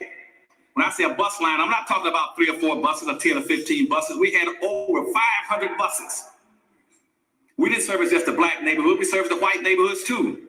It was called a Safe Bus Company in Winston-Salem, North Carolina. We took care of the city bus services. In Winston-Salem, the black community also had 2 cab companies. Why? Because the white community had 2 cab companies. The white community had the Bluebird and the yellow cabs. Blacks, we had the Harris cab and the Kansas City cabs. We had our own movie theaters, the Lincoln and Lafayette theaters. They had theirs, the Hollywood, the North Carolina theaters, the state theaters. We had our own restaurants and shoe shops and clothing stores and everything. We lost all of that. We had our own movie producer theaters. We had the Lincoln and Lafayette theaters. In every city in the United States, blacks had the 2 movie theaters, the Lincoln and Lafayette theaters. We had movie producing studios, Norman Productions down in Jacksonville, Florida, Rishaw in Chicago, and Hollywood Productions making our own movies. They weren't the best movies, but they were ours. But see, when integration came, it took away everything from us. And unfortunately, it wasn't because it was a conspiracy of whites to do that. It wasn't the whites that did that. It was the NAACP. Now, don't go blame the whites for that. Whites didn't jump up this idea about let's go out and force blacks into integration. See, when down in McLaren, South Carolina, where I used to live, in McLaren, South Carolina, they filed a original lawsuit, became the desegregation decision in 1954. They weren't filing for social integration. They filed it because the black kids were walking to school every day and the white kids were riding on buses. And in my school, in elementary school, we had to spend the first week every year of school cleaning up the old books. The white schools would send all the old books on our school. We had to clean them and fix them up, take gum erase and get all the dirt and trash off and put tape on them. We got all their hand-me-downs of everything, for equipment, tools, everything. And so when Clinton, South Carolina filed a lawsuit, they filed it based on what? Money, economics. They're saying it's not right. They've been talking about social integration. The city and the state county was paying what? $1 for every black child to go to school and $11 for every white child to go to school. And that's where the problem came from. It was a maldistribution of the resources and the money. And so in 1970, Governor Reuben Askew, who's a good old Southern who I love to death, Reuben called me down and said, Dr. Evans, would you come down here and run my schools, run the state system? I became the coordinator of education for the state of Florida from 1970 to 1976, right at the time of desegregation. And I went to the Department of Education and I said, look, what are y'all gonna do on the desegregation decision? They said, well, what we're gonna do, here's our plan. We're gonna fire the black teachers, fire the black counselors, fire the black administrators, close all the black schools, bus 75% of the black kids to the white schools, and put the rest in special education classes. I said, no, you're not gonna do that. And they said, why not? I said, I don't want you to bust the kids, I want you to bust the money and the resources. Leave the black neighborhood, the black schools alone and bust the resources over there. Give them some tennis courts, give them some swimming pools, give them some of the best teachers and best books and learning materials. But again, I got overruled in that by the state legislature. They said the easiest thing for them, they could save money by just letting blacks become guests, G-U-E-S-T, in the white schools. And so consequently, that didn't work. And so we had impediments because our civil rights leaders got bamboozled with that policy in 1867. Then by 1968, it came up again. President Nixon then when he got elected to office, he got a letter from Daniel Moynihan saying, I got a way to shut down the black civil rights movement in the country and shut down the black power movement. He said, what you do, you take the focus in public policy off of black folk and never put it back again. You place it on minority women and immigrants. And so at that point, I was opposed to that, but that's what they did. They shifted the focus, and they call that a benign neglect policy, which means that don't say anything mean about black folk, just pretend that they don't exist. In a colorblind society. And say the Constitution is colorblind. The Constitution was never colorblind. The Constitution was always very specific, saying you all are going to be slaves. And you all can be owners. And I think at the end of the day, that move to actually just move into from the different, schooling system for black people and now have integration in the schooling system also did not really do a lot of benefit for black students as it would here, because even what was taught in schools was not really what would benefit. People were just taught how to be dependent on the government, not to be able to do their own critical thinking, not be able to make their own determined decisions, just be able to follow a process or just be able to follow what has been already set and put in place, and therefore it will not really benefit people a lot. People might think, oh, people have much right now. There is the ending of segregation. People now might go back to white schools or other things, but the same was done. We have seen even in South Africa. I do not say this in the same scale, but at the end of the day, you do find that when there was that people now are not able to do their own group economics really do have a big benefit, and that is what people are denied from doing, or that is what people really just traded these integration for. You had an opportunity to be able to have a dollar circulate in the black community for a longer time, but people decided, no, this is not even the best idea. Let's have it. Let's have integration and giving it to other communities, and then having it circulate amongst our people lesser. And this was to the detriment of black communities anywhere. And Lando used to announce it is by design. I said it's by design. White supremacy cannot exist with black spirituality intact. It is impossible for that to exist with black in spiritual order. I agree with you. And early on the 54 corresponding show, we were talking about it. African spirituality, but everything has been demonized. If you talk about African spirituality, this has been demonized. They will say you're worshiping Satan, you're backward, all these are negative things that will be said about anyone trying to go back into the African spiritual system will be labeled as being like a castaway, or someone who has been cast out of the society, and therefore they are doing their own thing. But in the ancient African days, there wasn't religion that has been was introduced. It's organized confusion, and of course, it's something meant to bind the mind. But the mind of the African was free, and also if you look at how they were able to practice it, they were also able to practice in their own space. But when religion was introduced, Islam, Christianity, and all these other things on the African continent, people now left deserted. And I always keep on wondering how people moved very, very quick from their own spiritual system, which was working, to another system that you want to try, and eventually find that it's not working, but still stick to it. It does not make any sense for me. If you leave your own spiritual African system, the way you used to worship, the way you used to have reverence for the ancestors, or the way you used to just get to the understanding of African spirituality, and now go into Islam or go into Christianity, and then you do find out eventually it's not really working out, or is not even bringing any meaning to your community as your spiritual system did, and still choose to hold on to it. There is a lot of questions with that for me. And you saying we will be fine, and on our way, nothing can't stop it from happening. No amount of doom and gloom. The people of Africa are going to have to deal with those factor leaders. It has to be done. Those are sellouts on the continent, and people.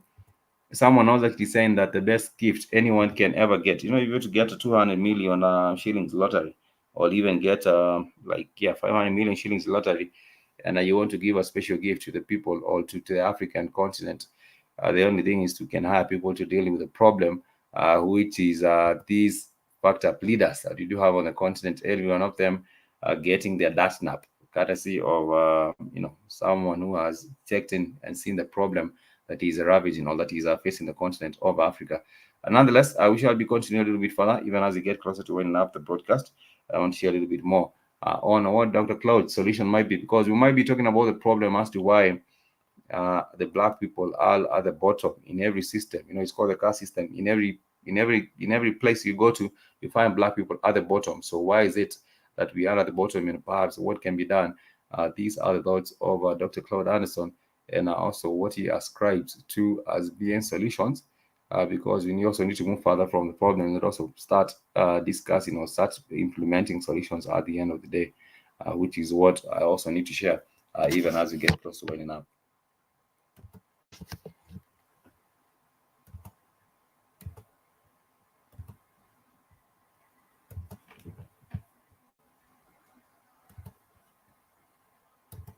Black elected officials in the entire United States. I did a social discomfort indicator study. It found black folks' number of representatives in elected office has gone up over 9,000%. I said black folks have gone from 103 elected officials to 9,000. Boy, we must be doing well in the country. I did the same exact study, discomfort indicator study. and found out that not only didn't black folks progress, guess what? They went backwards. They went backwards because there's no connection between putting a black person in office and getting benefits. None of them are going to do it. As soon as a black... In as much as people might say, this is the first black person to get this position in an office. This is the first black person, the first lieutenant governor, the first black lieutenant governor of Virginia, the first senator of, the first mayor of this and that.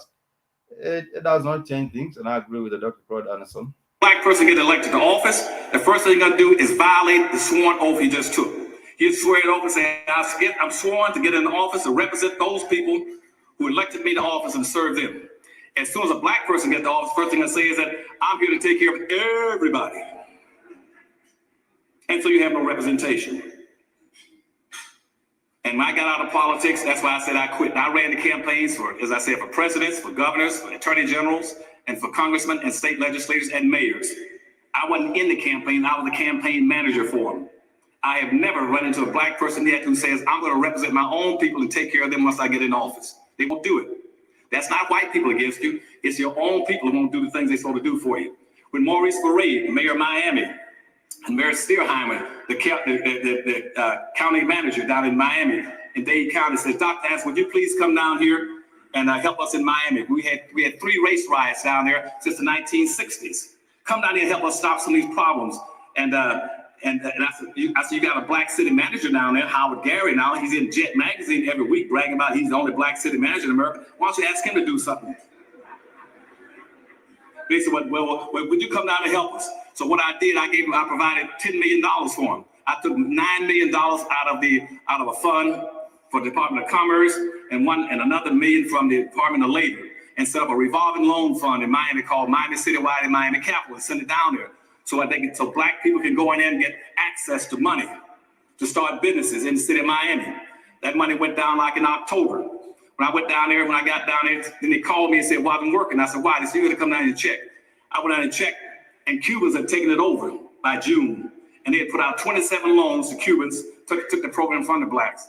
So my white friends, Mayor Martin, a good buddy, and Mayor Sarah, come down here and help us. I went down there and I said, what do you want me to do? I said, why don't the city manager do something? He said, you go talk to him. I went over to Ahmaud Arbery, city manager in Miami.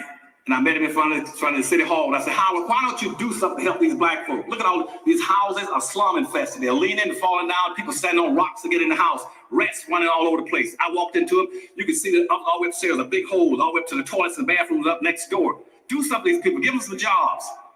And I want to help black folk. He said, Dr. Anderson, let's get one thing straight. He said, I am not a black city manager. He says, I am a good city manager. And why should I go out of my way to offend whites and Hispanics and Cubans to do something for black folk? I said, if you don't know, I'm not going to tell you. But I said, the first chance I get, I'm taking you out of this office. You can count on that. And by 1988, I had him out of there. Because you see, black people don't want to help their own people. And that's why I'm so proud of this Black Chamber of Commerce to say, we're going to go and start doing stuff for black folk, not to hurt anybody else. Now, how do you do it? You go back to the basic problem, which is lack of wealth. Now, black folk got almost getting close to about $1 trillion in wealth now. $1 million of wealth. $1 billion of wealth. What you need to do now, what you have to do is to figure out how to tap that money and hold it. Black folk right now, annual disposable income makes up about the 9th richest nation on earth. But the reason black folk are so impoverished and poor in this city and all these other cities, they don't practice group economics. They can't practice group economics. Why? Because they don't have communities. Integration destroyed their communities. Now, when I go across America, I go to every city, and I cannot find not one single black community in America. All you got in America are black neighborhoods. A black neighborhood is totally, absolutely useless. A black neighborhood is where you eat and sleep. The Holiday Inn in Marion is a neighborhood. You don't have any black community. Not one black community in America. To have a black community, you must qualify with 3 things you must have. You must have a wholly independent economic structure. You must have a code of conduct. You must have people in elected office to represent you. They have to be qualified as a community. I go across America, I can't find one. I get into California, I can find Chinatown, Japan towns, little Cambodia, little Saigon, Korea towns, little Mexican towns like Chinatowns have, of course, are being established everywhere, even right here on the continent. You will find them, of course, practicing their own group economics in these small Chinatowns, and they will come up making casinos. Others are also made up, selling these things to do with pasta, and they have actually thrived. And you'd also imagine that even when they come into your own country, they would have to patronize themselves, or you'd have Chinese buying from the Chinese stores. But you also find, because of the division with the African people, we do have the African people, the black people, going to these Chinese stores, and these are the patrons for these Chinese stores. You might even just get past one of these black stores that is selling the same pasta, or selling the same clothes or materials. Then again, you find people going into the next store buying from the Chinese because they believe it's cheaper, or maybe because they believe there is a difference, there is a variety, or maybe some other preferences. But the question is, when will you get to a point where us as black people globally get to realize on the importance of group economics? We have been hating on ourselves for a very, very long time. If you go into an African shop, people might think, because this is being operated by an Asian, the products are more superior, and the products are more genuine, or they are sourced from the rightful sources, because this is an Asian store, and this is an Asian who is selling in this store. The other one is a black person who you might think, oh, they made this thing in their own house, it's substandard. Sometimes these things are they are moronic, for lack of a better word. Like find little Havana's, Hialeah, Corktown, Pork Towns, little Italy's, little Italian place, Greek towns, but I can't find a black town any place in the country. If you don't have a community, you can't play the game. In real life Monopoly, you cannot practice Monopoly in this town unless you all build a community. You got to build a community, and the community. If you can't build a community, you got to build a sense of a community. The other day, kid was telling us a little bit about the Amish community, and the Amish have also been able to sustain their lives. We use in our group economics for them, and also even their own culture. They practice their own, not really culture, but they have their own way of life. Yeah, it's culture because it's a way of life, and they have segregated themselves, and they know to what ends they have done it, and they have been surviving for a long time. But getting this black community, it's also the problem even on the continent, where you'd find people really loving each other. When there's an external, maybe like a Chinese, like I said earlier, coming in and setting up a store, you will find that disrupting the flow of business for the locals. They won't think, oh, the Chinese might be selling cheaper, even if it's for a little while. When you have an introductory offer, or when you're setting up a business, you might lower the price, and then people think that this is what will be happening, and they will move from patronizing these black stores and go into patronizing these Chinese stores. That is what the problem is, as Dr. Cloud Anderson explains. And I go up to Philadelphia and talk to my Italian friends. All of them don't live in Little Italy anymore. They identify with Little Italy. They come down and support it and buy from stores and businesses. Now, all the other groups, they do that naturally and instinctively. You got to set up this town right now. And I want the Chamber of Commerce to start doing this, to get all their organizations to learn how to start training black kids how to produce wealth. It is wealth that determines your equal opportunities. Your wealth determines where you can go and where you can't go. Civil rights and socialism gets you nothing. It is what you own and control that will determine your competitiveness. I got to have 5 fingers, 10 minutes, okay. Let me move a little faster then. I know I'm talking too fast for you all now, but okay. But you got to build a community. And it can be build a business community someplace in this town. Go find a decent street someplace where you got a good traffic flow that is not being properly and sufficiently used. Block it off and in your mind say, we're going to take and develop this area. Why? To take the burden off the rest of society for paying for our food stamps and welfare. We just start generating our own income and wealth. Okay? You pick that block. Then you get a big assembly like this and call every black you know in Grand Rapids here. Every black. You divide them up in the room. You put all the blacks that own businesses on this side of the room, all those want to go in business on this side of the room. You ask all those already in business, say, look, how many of you would be willing to relocate your business where it is now in our business community and get them to make a commitment to relocate if you build a black community there? Then you go to this side and say, how many of you all want to go into business? when provide businesses that we currently don't have. How many of you open up a gas station or cleaners or grocery store or drugstore and move into that community? And get a commitment out of them. Then you go to your politicians and say, I want you to support this. We're gonna mark this as a black business district where black folk can practice group economics. Your money must bounce. If you're gonna be competitive in playing real life Monopoly, your money must bounce 8 to 12 times before it leaves your hands. Now, typically Hispanic money bounces 6 to 7 times. White money bounces 8 to 12 times. Asian and Arab money bounces 12 to 13 times. Jewish money bounces 18 times. Black money doesn't bounce once.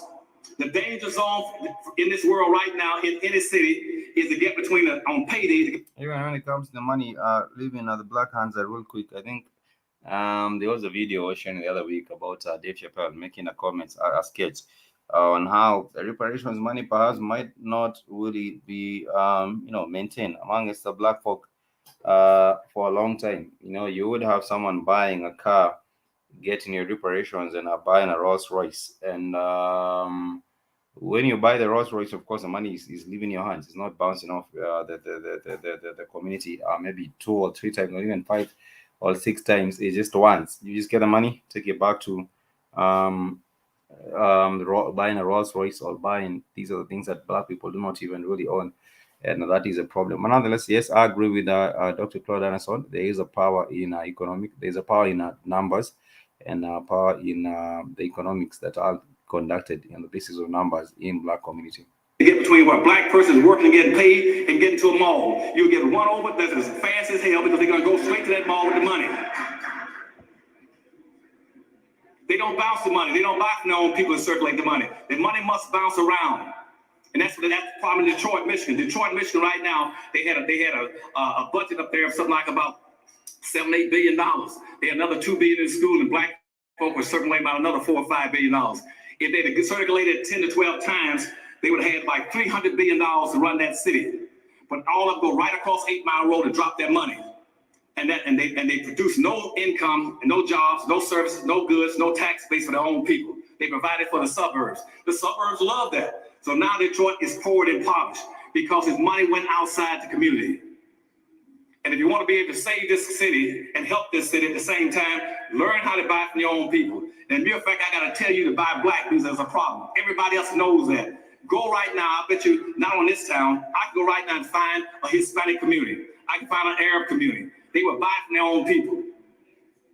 But our people don't have trust. They don't have trust. They don't trust each other. You can't trust each other if you don't have a community. Community comes first. Once you get a community, you get to know people, then you move up to the next, so you trust them. Once you learn how to trust people, then you move up to the 3rd level, you begin to cooperate with them.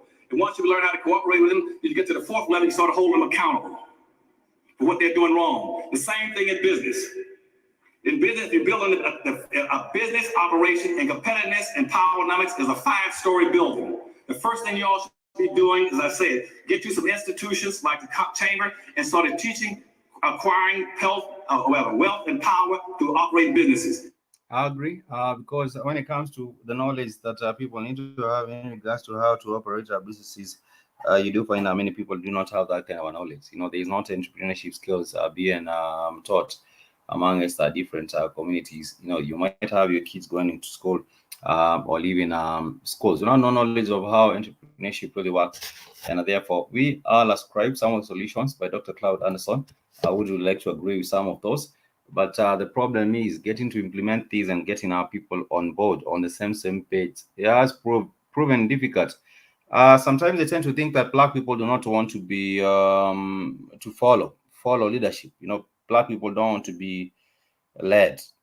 Sometimes they tend to think so, because when you come up and I say this is the way we need to go, I think maybe it might stem from the fact that our people globally have been betrayed so many times. We thought this was, something where we're going headed somewhere, and then eventually you went to get to find out that this was an agent.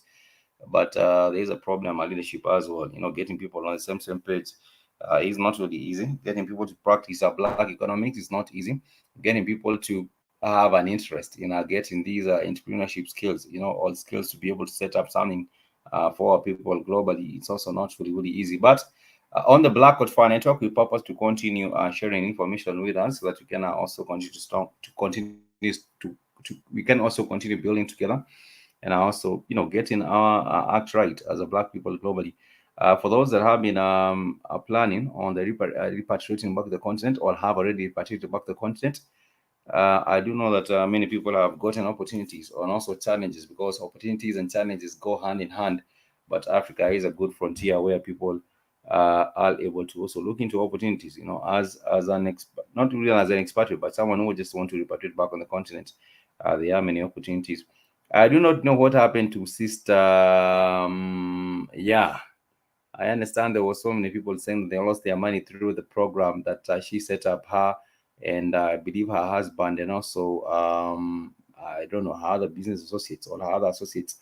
I understand that money was lost in that particular one, but there was a Sankofa repatriations program, and I don't know, it didn't really work out. But I do believe there is still the opportunity for people to get back and look into other opportunities or other platforms, or even create their own platforms once you have to on the continent and seeing what's available, because on the continent one would also be able to repatriate back to the continent and start or even continue from where they had stopped if they have had the same experience on the continent. But nonetheless, Orlando, you saying our business exists because of our community dynamics and cultural behavior. We do not possess these qualities. Yes, I agree with you. You remember Dr. Cloud Anderson was talking about the inappropriate behavior amongst our people.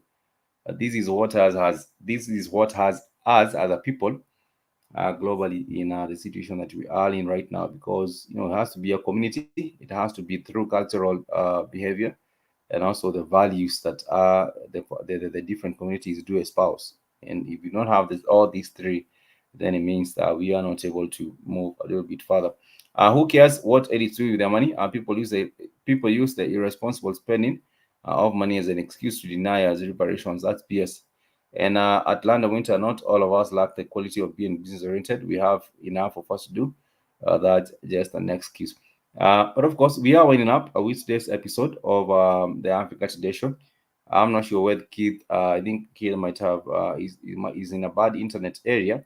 That is why perhaps he is not being able to also give us his 2 cents on the matter of the practice of Black economics. But I want to thank everyone for joining us on the broadcast, and I want to wish you a happy and productive remaining part of the day. And for everyone that has been supporting the Blackout Fund Network, we truly value and appreciate you. We hope that even as we continue with the week, we shall also be enabling the families to join us on the show and also give us 2 cents regarding different issues that we get to discuss on. Yesterday, we had Sister Lightbearer who was sharing with us her 2 cents on what has been happening. And also, we hope that during the week, we shall also invite, share the link with the rest of the family, and also invite us to also engage with us on different issues in terms of building, awakening our people, and also building as the African collective globally. Till next time, much peace and love. If you would like to support the Blackout Fire Network, please make sure you do so using Cash App. It's Mr. Blackout Fire. And also you can use the Blackout Fire official network website. It's www.blackoutfire.network.com/donate. And you will be able to donate and support the Blackout Fire Network. Till next time, much peace and love. I want to say kwaheri. Thank you so much, Sister Nisha, for joining us. Thank you so much, Brother Lando Winter, Jim Kondo. We do have Kemet Gaming, and also Brother Lando Winter. Thank you so much, and General Mosquito, Asante Sana, and everyone else that maybe even the family that did not drop in their comment. We appreciate you, and we also hope that you can continue building us right here on the Blackout Fire Network. I'll see you next time. Kwaheri.